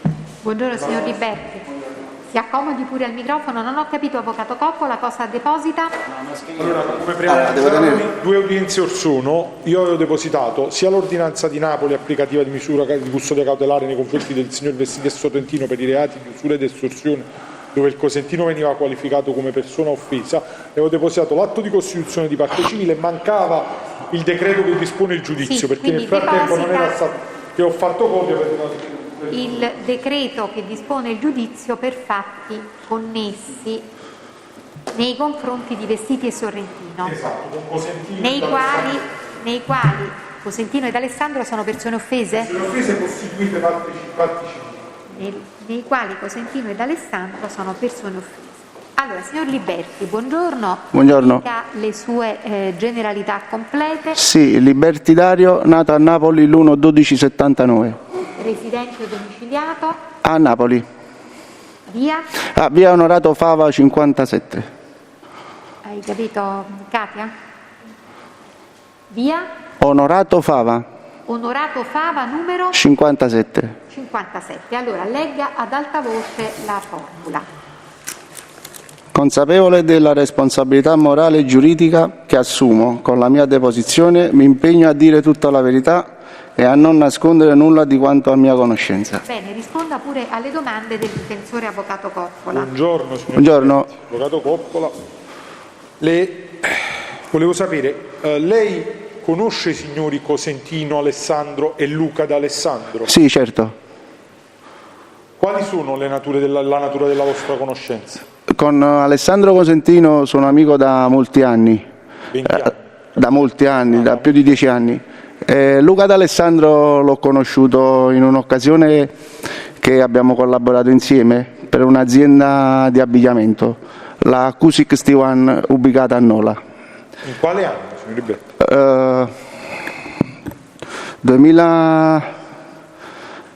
2015 mi sembra, 14, non ricordo bene. Con la Q61. Poi ci fu un'altra, poi quando decisero di chiudere la Q61 mi richiamarono insieme per una nuova collaborazione, per un'azienda sempre di abbigliamento, la ITB Industry, ubicata a Lago Patria, Giuliano. E lei fu assunto in questa società? Sì, certo. Con quale mansione? La mia mansione era magazziniere, che consisteva nel dividere la merce come doveva essere divisa quando arrivava e poi riassortire i 3 negozi che avevamo sempre per la ITB. Avevate 3 punti vendita? Sì, uno a Casavatore, un altro a Barcaturo e l'altro che poi sarebbe la sede centrale, che c'era anche l'Ingrosso, a Lago Patria. Capisco. Giuliano. Signor Liberti, volevo chiederle una cosa. Che tipo di merce ricevevate, visto che lei si occupava di... Era tutto abbigliamento. E i vostri fornitori chi erano? Allora, inizialmente i primi fornitori la merce arrivava da Milano, però ci furono dei problemi perché la merce era datata, non era dell'anno. Ci furono dei problemi a piazzarla a che il Cosentino si mise alla ricerca di altri fornitori e ne trovò diversi a Napoli, tra cui ricordo benissimo Assuolo e BEM. Capisco. E quindi il Cosentino che ruolo aveva all'interno dell'ITB? Beh, io posso dire tranquillamente che il mio rapporto lavorativo con Cosentino in questi 2 anni con la ITB era solo ed esclusivamente per il compravendita. Il fatto che Cosentino in azienda non c'era mai, ci sentivamo solo per telefono. Io quando andavo a caricare o a fare delle consegne andavo sempre a nome di Cosentino. Ho capito. E quindi lei ci può ricostruire la ripartizione dei ruoli all'interno della società ITB? Com'era? Il Cosentino si occupava delle vendite? Sì, l'altro socio chi era? Era Luca D'Alessandro. E di cosa si occupava Luca D'Alessandro? Si occupava più di amministrazione che di compravendita. Capito. E lei fino a quando ha lavorato nella società ITB? Allora, io ho lavorato fino agli inizi del 2018. Sì. Cosa è successo poi? È successo che verso la fine del 2017 Luca D'Alessandro e Alessandro Cosentino si divisero, non so, la cosa comunque non è andata più avanti, e Luca D'Alessandro aprì un pub al fianco proprio al punto vendita della ITB, che nel frattempo era rimasto Alessandro Cosentino. Poi agli inizi del 2018 ci fermammo un attimo io e Cosentino e facemmo il punto della situazione. Siccome che l'ingrosso non c'era più, quindi il mio ruolo non serviva più, decidemmo di dividerci lavorativamente. Lavorativamente. Quindi lei non lavora più con Cosentino? No. Ho capito. Lei conosce i signori Vestiti e Sorrentino? No, non li conosco. Posso dedurre che erano dei fornitori, perché a volte mi è capitato di sentire parlare Cosentino e D'Alessandro che menzionavano altri fornitori, tra cui anche il Sorrentino, però non so chi sono, non li ho mai visti. Capisco.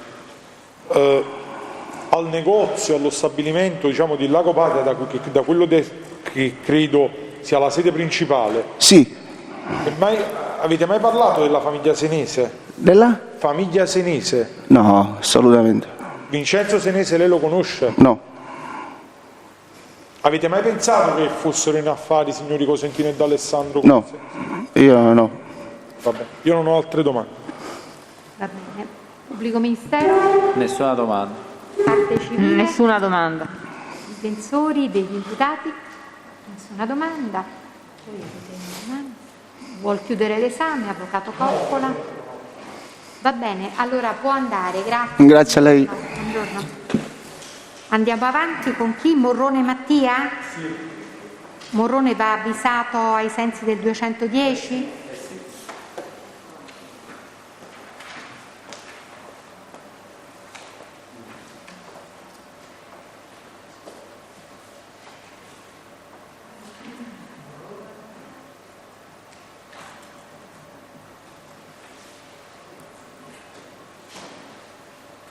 Nominiamo sempre l'avvocato Gai qualora volesse deporre oggi. Signor Morrone, buongiorno. Si accomodi al microfono.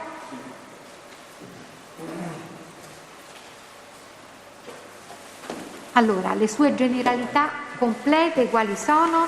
Morrone Mattia, nato a Napoli, 27/2/72. Residente? A Giuliano, in Campania. Via? Vico Monacelle, numero 3. Vicolo Monacelle numero 3. Senta, signor Morrone, lei è stato chiamato come testimone dalla difesa del signor Cosentino, tuttavia lei ha nei suoi riguardi un procedimento che è connesso a quello per cui noi procediamo oggi, quindi non può essere sentito come testimone, non ha l'obbligo di dire la verità. No, mi scusi, non ho capito, sono? Lei nei suoi confronti si procede separatamente per un fatto, diciamo, connesso a quello per cui noi procediamo oggi.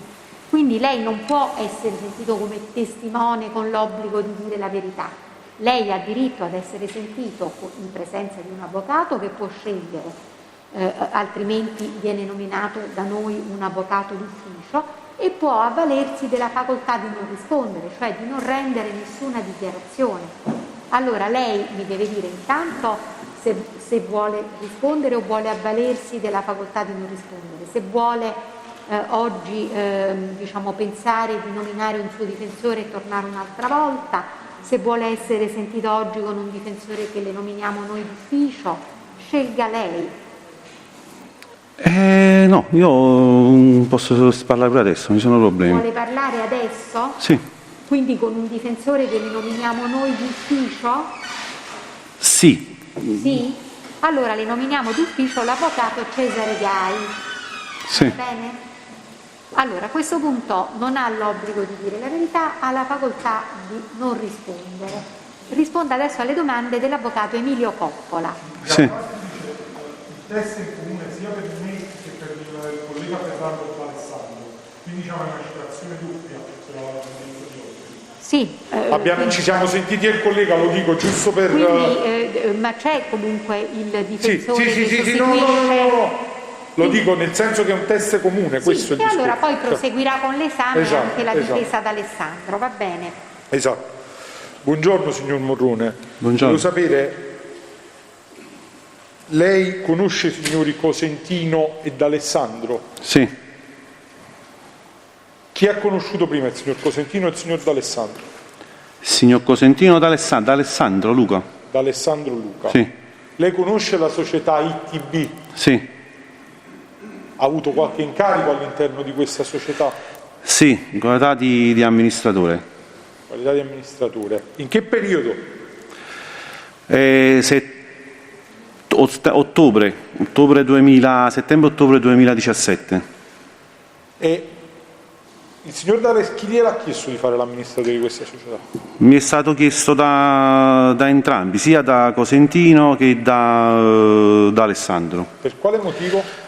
Motivo loro mi proposero di gestire questa società con prospettive di farla crescere. Sì. Chiedo scusa, come mai loro non potevano svolgere il ruolo di amministratore? Gli hanno parlato? Loro sì, mi dissero che avevano problemi e pertanto non potevano costituirsi come amministratore perché potevano avere problemi in banca. Capisco. E lei ha fatto qualche operazione importante sotto la sua carica?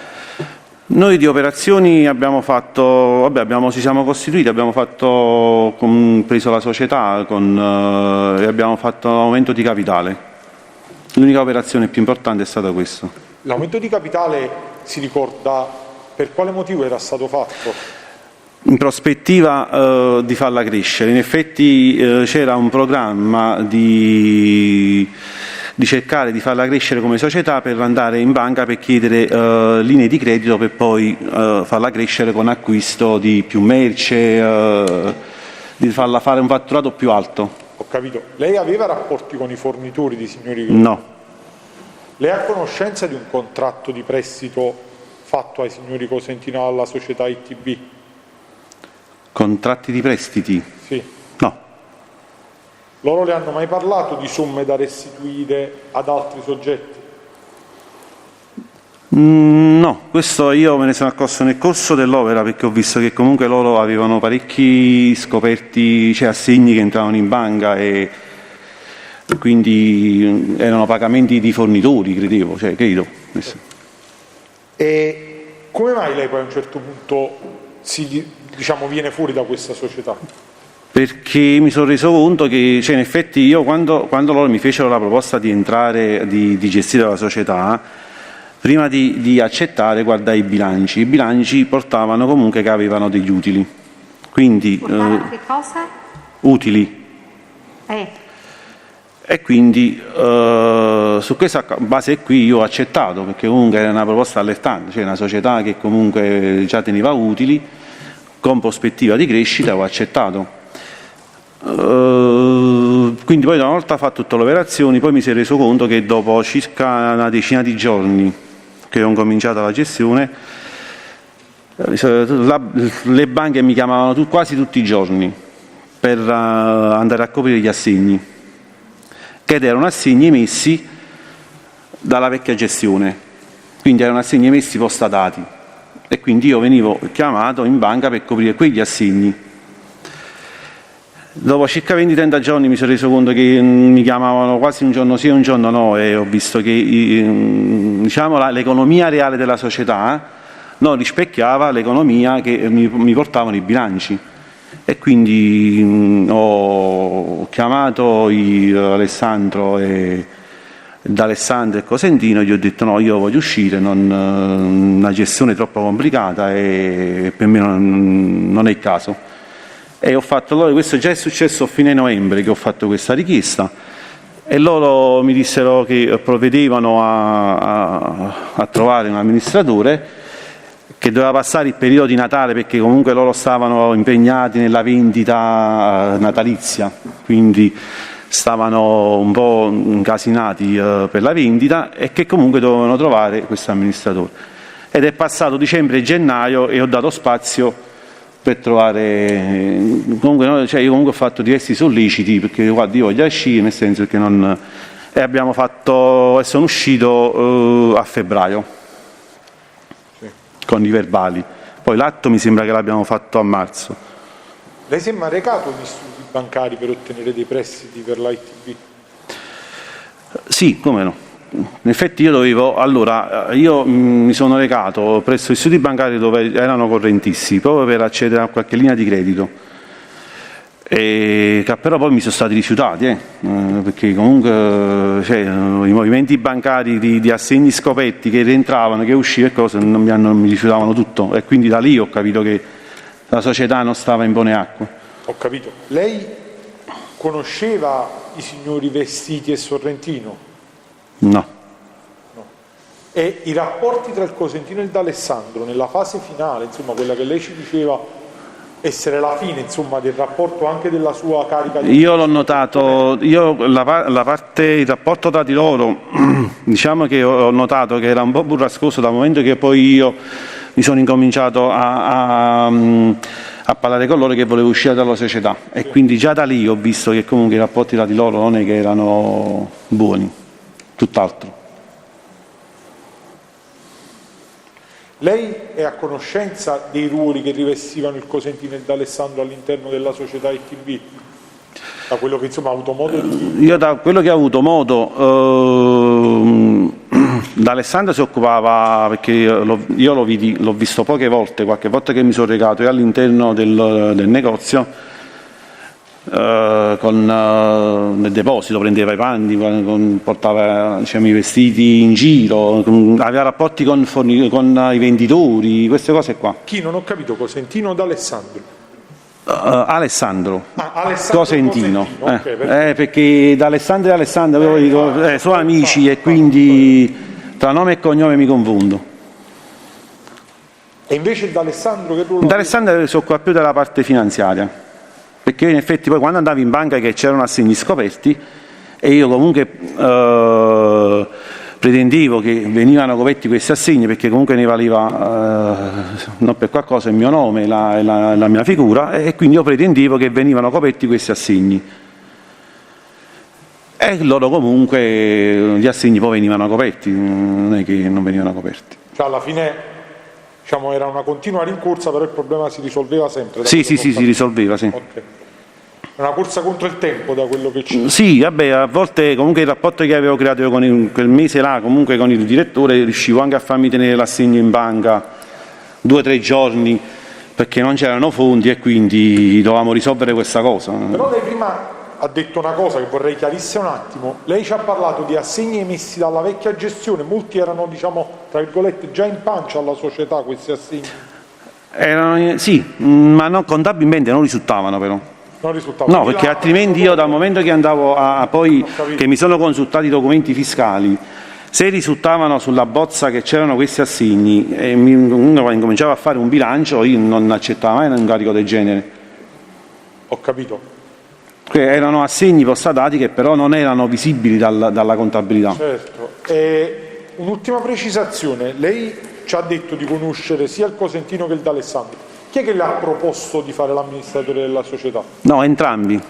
Entrambi. Va bene, grazie. Io non ho altre domande, Presidente. Va bene. e la difesa d'Alessandro, Presidente, prego. sì, per la difesa di Alessandro Luca, come anticipava il collega, il tema è comune, quindi ha già risposto a molte delle domande che avrebbe fatto anche questo difensore. Giusto qualche domanda a precisazione. Per quanto riguarda, buongiorno, signor Buongiorno. Per quanto riguarda il rapporto con il D'Alessandro Luca, Sì. in che rapporti eravate? Eravate amici? Se Sì, da quanto eravamo tempo vi amici 2014 più o meno. Quindi eravate amici stretti, insomma? Sì, dopo, ma lui era anche, dopo che ci siamo conosciuti nel 2014, comunque il rapporto era abbastanza stretto, tant'è vero che poi lui era anche inquilino di un immobile di famiglia, quindi lo conoscevo bene, anche perché per propormi una cosa del genere ci doveva stare una base di fiducia e di amicizia, altrimenti non potevo mai proporre una cosa del genere. Sì, senta, se ci chiarisce solo l'aspetto, quindi ha già risposto, però volevo che ci chiarisse meglio questo punto. Quindi il D'Alessandro o il Cosentino, o entrambi, le chiarirono il motivo precisamente per cui lei dovesse intestarsi la società? Glielo spiegarono? Sì, perché c'era il vecchio amministratore che aveva problemi, loro non potevano entrare in prima persona perché avevano problemi e poi comunque loro, diciamo che sulla base poi del programma che loro mi fecero vedere, quindi era sempre una cosa, cioè con una proposta fattibile, quindi non è che loro mi chiesero, loro mi fecero la proposta di gestire, ma dietro un programma di gestione della società che io accettai. Quindi il motivo per il quale, se ce lo può chiarire, era perché entrambi, sia il Cosentino che il D'Alessandro, erano protestati, quindi No, sapevo che avevano problemi con le banche, però poi non sono andato nel merito, le dico la verità. Io in quell'istante là ho guardato la proposta che mi fecero e quindi comunque avere una proposta di una società che porta utili è una cosa che comunque è appetibile. Senta, successivamente il D'Alessandro le ha mai parlato della situazione debitore, dei problemi economici? No, questo è uscito fuori dal momento che io facevo domande, dalla motivazione perché mi chiamavano le banche in continuazione con questi assegni che dovevano essere coperti. Da lì poi, perché io sinceramente finché non toccavo con le mie mani e vedevo con i miei occhi la situazione reale, sinceramente non mi arriva nessun pensiero, cioè non mi davano nessun pensiero a pensare che loro non avevano problemi. Si ricorda se D'Alessandro le parlava, diciamo, della situazione debitore della società, se dovevano restituire delle somme che le erano No, lui mi diceva che c'era stata una male gestione della società e quindi loro purtroppo avevano problemi economici che non avevano tenuto nascosto perché altrimenti sapevano che io poi avrei rifiutato e quindi loro avevano questi problemi di una mala gestione tra fornitori, stavano ingambugliati in questa situazione qua. Le volevo chiedere un'ultima domanda. Ha mai sentito parlare all'interno della ITB, da Cosentino, dal D'Alessandro, di rapporti con i signori Senese o con la famiglia Senese? No. Grazie, nessun'altra domanda. Parte pubblico ministero, chiedo scusa, domande? Sì, signor Morrone, qual era il suo settore di competenza nel periodo in cui lei ha accettato di fare l'amministratore? Di che cosa si occupava? Di cosa mi occupo io generalmente o il compito della società? No, di che cosa si occupa generalmente? Generalmente io sono un consulente assicurativo. Cioè la mia attività è perito e consulente assicurativo, la mia attività. Ma pure in quel periodo in cui ha accettato di fare l'amministratore faceva questo lavoro, consulente assicurativo? No, io non ho accettato perché era il mio lavoro. Là c'era un progetto. Nel senso, scusi. Sì. Anche quando ha accettato di fare l'amministratore dell'ITB faceva il consulente amministrativo? Sì. Oh, lei si è mai occupato del settore dell'abbigliamento in passato? No. Mai? Mai non avevo quel compito io. Perché altrimenti... Quindi lei non si è mai occupato del settore dell'abbigliamento. A fronte, diciamo, di questo incarico che ha avuto, di questo ruolo che ha svolto, qual era la pattuizione del compenso? Cioè che otteneva come corrispettivo? Come corrispettivi io dovevo cercare di farla salire come utili, cioè nel senso che approcciandomi con le banche e cercare di far avere una linea di credito quindi affidavo alla società che potevamo acquistare più abbigliamenti e quindi potevamo aumentare il fatturato. Sì, ma lei poi che cosa otteneva? No, poi nulla, perché io a novembre ho rifiutato tutto, quindi a me era un compenso sugli utili dell'anno dopo. Ha preso qualche soldo, diciamo, da questa cosa che ha fatto? No, perché noi in comune accordo tenevamo che io, se riuscivo ad arrivare a un obiettivo, cioè a farla aumentare di utile, io prendevo una percentuale sugli utili. Quindi, diciamo, non ha avuto niente? No, anche perché io sono stato effettivamente 40-50 giorni, poi mi sono tirato io indietro e quindi ho rifiutato ogni forma perché poi non ho nemmeno portato a termine il lavoro, quindi pertanto è inutile. Benissimo, va bene Presidente, ho finito. Difensori, prego Avvocato Lippi. Sì, Avvocato Lippi, difesa a Torino Leone. Solo un chiarimento, me lo sono perso io. Lei fino a quando è stato amministratore della ITB? Quando sono stato? Fino a che data? Allora, sono stato a febbraio, però insomma il giorno preciso abbiamo fatto il verbale che dovevo uscire io, però da notaio me ne siamo andati a marzo. Di quale anno, chiedo scusa? Notaio. Ho chiesto di febbraio di quale anno? 2018 sono uscito. Non la sento bene, mi scusi. Quindi è stato amministratore da febbraio a marzo del 2018? No, io sono stato amministratore da ottobre 2017 fino a febbraio 2018, però poi dopo ufficialmente con i documenti ottobre sarà uscito. Allora, di fatto che io mi ho detto di no, sono uscito il 30 novembre, ufficialmente perché dovevano loro trovare un nuovo amministratore e perché c'erano i problemi, sono uscito di fatto febbraio-marzo, ufficialmente. Ma di fatto io già a novembre ho detto io non volevo uscire, non voglio sapere nulla di questa gestione e quindi ho dato loro mandato di trovare un'altra persona perché io me ne devo uscire. Poi tenuti presenti i tempi di Natale, gennaio, dovevano trovare un'altra persona, sono passati 30 giorni in più. Lei è a conoscenza di finanziamenti che la ITB avrebbe ricevuto da società svizzere? No. Mi sa dire, dopo lei mi ha appena detto che ad ottobre 2017 formalmente assumeva la carica di amministratore, che già dopo un mese si disinteressava. Sì, Massimo, sono arrivato a fine novembre. E sa da fine novembre in poi chi ha tenuto le redini della società, sia pure informalmente? Credo loro, i soci loro, Alessandro e D'Alessandro e Cosentino. Insomma, mi confondo con i nomi e cognomi perché sono simili nomi e cognomi. Non ho altre domande, grazie. Gli altri difensori hanno altre domande? Avvocato Coppola vuole chiudere l'esame? Va bene. Può andare dunque, giusto? Va bene, grazie. Posso? Sì, può andare, signor Morrone. Allora, buongiorno, grazie. Silva Achille l'avevamo saltato, lo vuole sentire? Avvocato è presente? Silva Achille. Silva Achille. Quindi sempre con il 210. Io le annuncio per quanto mi riguarda che va bene per Alessandro Barretta la inserire non a me. Per quanto riguarda... Aspetta, prima finiamo e poi vediamo dopo, non si preoccupi.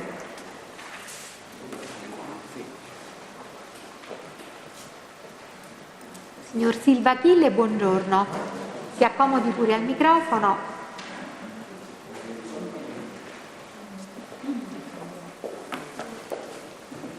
Allora, le sue generalità complete quali sono? Silva Achille, nato a Napoli, quando? 13/04/1982. Residente o domiciliato? A Via del Cassano 319, in Napoli. E, senta, lei è stato chiamato quale testimone dalla difesa del signor Cosentino, ma nei suoi confronti si procede separatamente per un fatto, diciamo, che è connesso a quello per cui noi procediamo oggi nei confronti del Cosentino, per cui lei non ha l'obbligo di dire la verità, non viene sentito come testimone, ha la facoltà di non rispondere e ha diritto ad essere assistito da un difensore che lei può scegliere di sua fiducia. In assenza le possiamo nominare un difensore di ufficio. quindi mi dovrebbe dire se vuole rispondere, non vuole rispondere, Sì, voglio se vuole rispondere. essere sentito oggi, se vuole aspettare di nominare un suo difensore. Mi dica lei. No, rispondo. Intende rispondere oggi? Sì. Oggi, quindi le nominiamo un difensore di ufficio, va Sì, bene? va bene. Nominiamo l'avvocato Cesare Galli. E a questo punto risponda pure alle domande dell'avvocato Coppola. Prego. Buongiorno signor Silva. Salve. Volevo sapere innanzitutto, lei conosce i signori Cosentino, Alessandro e Luca D'Alessandro? Sì. Chi ha conosciuto prima dei due? Luca D'Alessandro. Luca D'Alessandro? Sì. Ok. E di cosa si occupava Luca D'Alessandro? Si è sempre occupato di abbigliamento. E lei ha sempre lavorato con lui? No, io lo conosco perché da bambino ci conosciamo noi. Sì. E precisamente nel periodo del 2016, Sì. Marzo 2016, lei è stato amministratore di quale società? Della ITB. Della ITB. E chi gli ha chiesto di fare l'amministratore? Luca D'Alessandro. Come mai ha scelto proprio lei? E perché non l'ha fatto lui direttamente? Perché aveva dei problemi bancari, insomma, problemi di natura finanziaria, e mi chiese a me questa, diciamo, cosa. Io poi all'epoca non lavoravo, quindi automaticamente mi interessava anche il campo dell'abbigliamento, perché mi è sempre piaciuto, tra l'altro, e dissi di sì, insomma, e feci l'amministratore. Per poi lavorare pure all'interno, insomma, della... Cioè, questo volevo dire, lei lavorava pure all'interno della società? Sì, mi occupavo anche di vendita. Quale sede lavorava? Lavoravamo di prima siamo stati a Melito, dove c'era questo ingrosso, poi ci siamo spostati alla Copatria e poi abbiamo aperto dei punti vendita, dei negozi al dettaglio. Ok. E una domanda, il signor, poi voglio arrivare al punto. Sì. Chi erano i fornitori della vostra società, della ITB? Erano vari fornitori, di cui pure una società di Milano, se ben ricordo, cioè di Milano, che arrivavano della merce alla Copatria, e noi poi acquistavamo e rivendevamo. Capisco. Questa società di Milano, lei sapeva da chi era gestita? Che io sappia, cioè che li ho visti, era Giancarlo e un certo Antonio che gestivano questa società di Milano. Potrebbero essere signori Giancarlo Vestiti e Antonio Sorrentino? Sì. Ok. Lei prima ci ha detto che quindi lei all'interno della ITB, nella sede della Copatria, lei ci lavorava stabilmente. Sì. Quali erano i compiti del signor D'Alessandro all'interno di quella sede e quali erano i compiti del Cosentino? D'Alessandro si occupava più della parte amministrativa, diciamo burocratica delle banche, insomma queste cose qua, mentre il Cosentino si occupava più dell'abbigliamento proprio, quindi la gestione dei punti vendita, insomma delle rivendite all'ingrosso. Certo. E come andava il negozio alla Copatria? Ma diciamo che non è mai partito, non è mai decollato, quindi c'erano sempre problemi, insomma, diciamo più che altro pure di natura con l'ingrosso ci stavano, insomma, dei problemi. Capisco.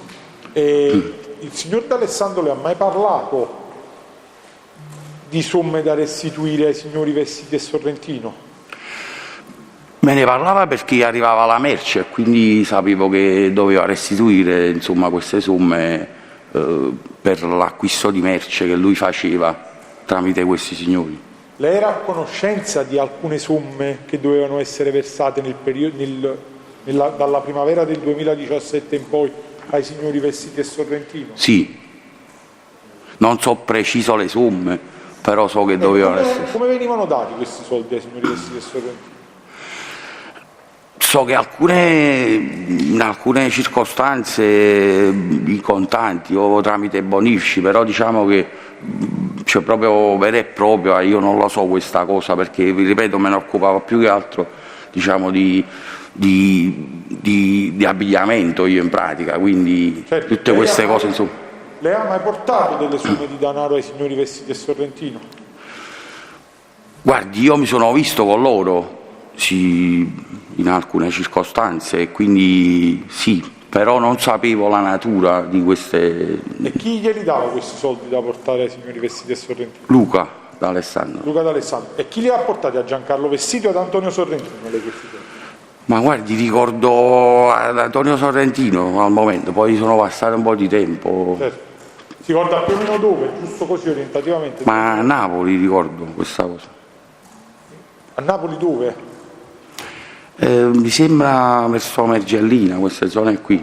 Quindi, ricapitolando, il signor D'Alessandro le dava delle somme di denaro che lei ne ha mai contate? Queste? No, non l'ho mai nemmeno, diciamo, saputo la natura. Non non... ha mai chiesto di che natura è, cioè perché lei doveva restituire questi soldi? Ma guardi, non lo so, io sapevo che loro facevano abbigliamento, quindi diciamo che sapevo che erano delle forniture di abbigliamento, quindi tante domande poi non me le facevo perché noi facevamo abbigliamento e quindi io mi occupando di abbigliamento pensavo che era abbigliamento. Io ovviamente parlo del periodo 2017, primavera 2017. Sì. Okay. Quindi, oltre ai bonifici, lei ci conferma che c'erano dei soldi in contanti che venivano dati con una cadenza al signor Antonio Sorrentino? Cadenza non ve lo so dire, vi dico la verità, la cadenza. C'erano delle somme di denaro in contanti che venivano date al signor Antonio Sorrentino? Che io sappia sì, ma mi è capitato a me un paio di volte, giusto così 2 o 3 volte. 2 o 3 volte. E non sa quantificare? No, perché non l'ho mai nemmeno contato. La natura di questi soldi, capisco. Un'altra domanda. Lei nell'agosto 2017, nel settembre 2017 cede la qualifica di amministratore? Sì. Come mai accade? Perché ebbi dei problemi, io pure bancari. Sì. Poi vedevo un attimo una situazione un po', diciamo, all'interno dell'azienda non florida, e quindi poi in natura dei miei problemi, mettendoci pure questi problemi, me ne uscì dalla società, dall'amministrazione, da fare l'amministratore. Sì. Capito. Io personale, insomma. Voi personali, ok. E lei era a conoscenza di un contratto di prestito nei confronti dei signori, nei confronti della società ITB? No. Lei la società Silver Square la conosce? Silver Square? L'ho sentita dire, però non la conosco io, insomma, di persona, chi era l'amministratore o che. Sono arrivati dei bonifici da questa società? Sì, mi sembra di sì, sul mio conto sì, sul conto dell'ETB. Sono arrivati vari bonifici. La eccezione poteva essere riconducibile al signor Antonio Sorrentino? Non ve lo saprei dire con certezza. Capito? So che c'era, ripeto, questo rapporto lavorativo tra questi signori e Luca e tutto il resto, quindi sapevo la natura che era commerciale, poi per il resto non so nel dettaglio, insomma, di cosa stiamo parlando. Una precisazione, lei ha mai sentito parlare tra i discorsi fatti dal Cosentino e D'Alessandro e lei che è stato amministratore fino al 2017, è mai emersa la figura di Vincenzo Senese? No. Della famiglia Senese? No, nemmeno. Luca D'Alessandro e Alessandro Cosentino le hanno mai parlato dei soldi della ITB che erano di provenienza dei signori, cioè della famiglia Senese? Le hanno mai parlato di questo? Assolutamente no. Io non ho altre domande. Va bene. Sente, giusto... Prego, avvocato. Sì, sembra difesa di D'Alessandro. Ma lei è un suo testimone? Sì, però giusto qualcuna. Quindi perché in realtà... comune anche... Sì, come il test di prima. Salve, buongiorno signor Silva. Lei quindi ci ha detto conosceva il D'Alessandro Luca, ma eravate amici, diciamo, c'era un rapporto di amicizia stretto? Sì. Vi conoscevate da quanti anni? Ma ci siamo presi la comunione insieme che avevamo 9 anni. Quindi eravate, per spiegare, fratelli praticamente? Sì. Senta, volevo che chiarisse un attimo l'aspetto, ha detto che il D'Alessandro aveva chiesto di divenire amministratore della ITB, glielo spiegò il motivo precisamente? Che lui mi disse che aveva dei problemi finanziari, cioè con le banche, quindi automaticamente mettendosi lui all'interno dell'azienda non si poteva poi aprire i conti correnti, insomma queste cose qua che servono per poi portare avanti un'azienda. Quindi era quello il motivo per il quale le chiese di Sì.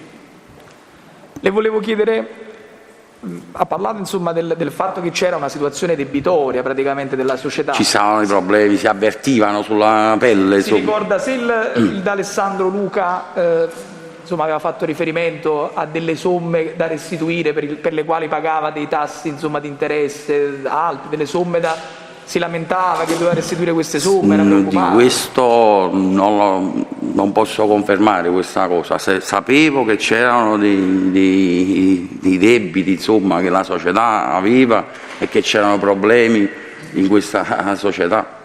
Perciò questo fu pure un motivo, tra l'altro, che io poi, al di là del mio problema personale, me ne uscii fuori da questa situazione, perché io volevo lavorare e quindi migliorare la mia insomma, vita. Invece poi vedevo che le cose sono andate male in pratica. Quindi vedeva che insomma, c'era una situazione debitoria? Ci stavano proprio dei malcontenti insomma, all'interno dell'azienda. Anche perché dovevano essere restituite queste somme, quindi ci conferma, c'era del debito da restituire delle somme. Sì, ci stavano problemi. Detto anche ci stavano problemi. Non ho altre domande. Pubblico Ministero ha domande? Volevo solo capire una cosa, lei da quando a quando è stato dipendente dell'ITB? Dipendente o amministratore? Dipendente, voglio sapere. Lei ha detto che lavorava presso l'ITB. Sì. Allora, io dalla società sono uscito, che ero l'amministratore e quindi dipendente anche, perché prendevo anche il compenso amministratore, e poi dopo me ne sono uscito e sono rimasto giusto per un altro po' come dipendente proprio, perché avevo anche un mio punto vendita, diciamo, che gestivo direttamente io, e poi dopo sono andato via dopo poco tempo, insomma. Dopo quanti mesi? Parliamo di 7-8 mesi credo, però non ricordo bene, forse anche se... Ha continuato ad essere dipendente sotto 8 mesi da quando poi ha lasciato la carica di amministratore. Sì. E prima di assumere la carica di amministratore lei, diciamo, lavorava nel mondo dell'abbigliamento già? No, lavoravo nel mondo della pubblicità, mi occupavo di compravendita di buste, di shopper per negozi. Quindi lei ha iniziato, diciamo, a occuparsi del mondo dell'abbigliamento nell'ambito dell'ITB? Sì. Prima noi? Sì, no, prima no. E che compenso mensile aveva come dipendente dell'ITB? Avevo un compenso amministratore mi sembra di 1400, 1300, ma preciso non me lo ricordo. E lei che faceva? Diciamo, stava in questi punti vendita, che faceva? Gestivo i punti vendita, mi occupavo anche io di vendita all'ingrosso, avevo qualche cliente mio, diciamo, che avevo preso con le buste, che vendevo le buste, e quindi andavo anche a vendere questi prodotti che loro gestivano, che gestivamo, insomma, in pratica. Va bene, non ho altre domande. Parte civile? Sì, solo 2 chiarimenti. A proposito di queste consegne di somme di denaro che lei ha detto essere avvenute 2 o 3 volte, volevo chiederle, ma lei ha ricevuto incarico analogo, cioè di consegnare somme di denaro anche ad altri fornitori diversi da queste 2 persone di cui ci sta parlando, o l'incarico riguardava sempre solo queste persone? No, di solo queste persone, che io sono andato direttamente io, insomma, mi è capitato, mi ripeto, ma giusto. Senta, e queste somme di denaro dove avevano un contenitore? Stavano in una busta, in una scatola? Dove stavano? In un borsello, mi ricordo una volta, un borsello. Cioè erano banconote libere dentro un borsello, oppure erano, non so, una busta di plastica, di carta? No, un borsello chiuso che io non ho nemmeno mai aperto, non sapevo. Lei non lo ha mai aperto? No, non sapevo come c'è. Quindi non sapeva quello che c'era all'interno? Sapevo che c'erano soldi perché mi stavo attento, voglio dire, però poi non sapevo. Ma come sapeva che c'erano soldi? Perché me lo dicevano. Perché gliel'avevano detto, cioè avevano detto che doveva consegnare Sì, Luca mi diceva, guarda, sta attento, ci sono dei soldi. E di che importo si trattasse? Lei non lo sapeva? No. Era un borsello grande, piccolo? Ma un borsello così. Era pieno? Così. Era pieno questo borsello? Sì. Non saprei, ripeto, non saprei quantificare perché non ho mai aperto, insomma, il borsello, quindi non lo saprei. E lei non ha mai chiesto perché doveva fare questa consegna di denaro? No, perché diciamo che nel mio pensiero era che si dovesse restituire queste somme perché erano, diciamo, pagamenti di merce, insomma, in pratica. Quindi non chiedevo perché. Senta, la società faceva altri pagamenti ai fornitori con questa modalità, cioè in contante? Venivano pagate delle fatture in contante, per esempio? No, che ricordo no. O venivano pagate con bonifico o con moneta bancaria elettronica? No, che ricordi no. Quindi non le risulta che venisse pagata in contante, questa è la risposta? Sì. Ci sono altre domande? Prego, Avvocato Lippi. Sì, Avvocato Lippi, difesa Tonino Leone. Buongiorno. Senta, da quando ha fatto il suo ingresso nella ITB, i rapporti Scusi, con... dove sta che non la vedo? Come? Ah, ecco, scusi, che se no non la vedo. Può anche guardare il tribunale, può anche guardare il Presidente. No, non sapeva da chi provenisse. Sì, la voce, se no non... Domandavo, da quando ha fatto il suo ingresso nella società ITB, Sì. I rapporti con i signori Cosentino ed Alessandro erano frequenti? Con me? Sì. Sì. Lei ha mai sentito nominare Tonino Leone? Per sentito dire una volta da Luca, per sentito dire, però non ho nemmeno idea chi ci fosse, chi è. Insomma. Lei ha conoscenza di trasferte che avrebbero occupato il signor Cosentino, ovvero il signor D'Alessandro, verso la Svizzera? No. Da quando lei è amministratore? No. Lei ha mai richiesto e quindi ricevuto dei finanziamenti per conto della ITB?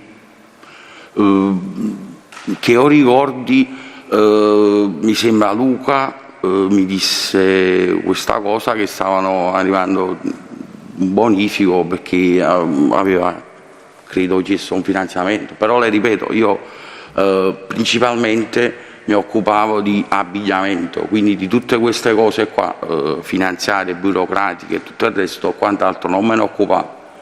Io principalmente mi trovavo nell'azienda per lavorare perché ebbi un fallimento mio con la società che vendevo buste e poi dopo mi sono trovato senza lavoro, quindi ebbi questa opportunità, tra virgolette, e mi misi come amministratore, però principalmente il mio compito era quello di occuparmi di abbigliamento, quindi di vendere la merce che loro compravano all'ingrosso, la rivendevo ai miei ex clienti, diciamo, delle buste. Però lei aveva accesso ai conti correnti della ITB? Sì, avevo accesso, ci andavo in banca a fare versamenti, prelievi, sì, ci andavo, però sempre diciamo non di, tra virgolette, di mia spontanea volontà, che conoscevo le somme e tutto il resto, perché di questa cosa non me ne occupavo, fidandomi insomma di Luca, che c'aveva alle spalle, che lui gestiva lui queste cose qua. Andavo e... Sì. Ha riferito poco fa di aver scorto dei bonifici in entrata che provenivano da una società di nome Silver Square, ma ne ha visti anche in uscita verso questa società? No, che io ricordi. Non lo ricordo? Non lo ricordo questo. Non ho altre domande, grazie. Va bene. Ci sono altre domande? Giudice, solo se posso completare, giusto perché ho dimenticato prima una precisazione, signor Silva. Sì. Volevo sapere, lei era amico del signor D'Alessandro e ha conosciuto bene il signor Cosentino. Sì. Qual era il loro stato d'animo dal momento in cui lei, diciamo, ha ceduto la carica di amministratore nella gestione della società? Qual era il loro stato d'animo? Stavano male, stavano male. Non hai mai parlato di pressioni? Sapevo che dovevano pagare dei fornitori e quindi stava... Questa cosa qui è... mai detto questi fornitori chi erano? Diciamo, per sentito dire, sapevano che erano queste società, diciamo, di Milano, questi milanesi. Questi milanesi, diciamo. Che lei può, diciamo, dirci che essere il signore Antonio Sorrentini? Sì, perché loro facevano l'ingrosso pure loro, quindi vendevano merce a noi e noi poi la rivendevamo.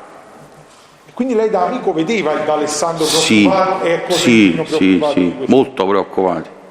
Ma era una preoccupazione secondo lei di natura commerciale o era una preoccupazione dettata dalle pressioni che faceva? Guardi, questo non la saprei dire, io so solo che c'erano queste preoccupazioni e c'era un malcontento a livello nell'azienda, proprio cioè, che la mattina si scendeva a lavorare ma non con il sorriso come si dovrebbe fare in un abbigliamento dove si tratta anche di moda, e invece cioè, stavano male. Quindi dalla sua percezione lei ci può confermare che era una continua ricerca, cioè una continua corsa contro il tempo per sistemare la situazione debitoria? Sì. Lei questo ce lo può dire? Sì. Ok, io non ho altre domande, Presidente. Senta, in queste 2 o 3 volte che lei ha consegnato i denari contenuti in un borsello, chi gliel'ha dati questi denari? D'Alessandro o Cosentino? D'Alessandro. Sempre D'Alessandro. E a chi li ha dati lei, a Sorrentino o a Vestiti? Mi ricordo a Sorrentino, ma mi ricordo un paio di volte, le ripeto, perché non sempre era... a Sorrentino? Sì, che mi ricordi io, insomma, a mente, ecco, passato un po' di tempo.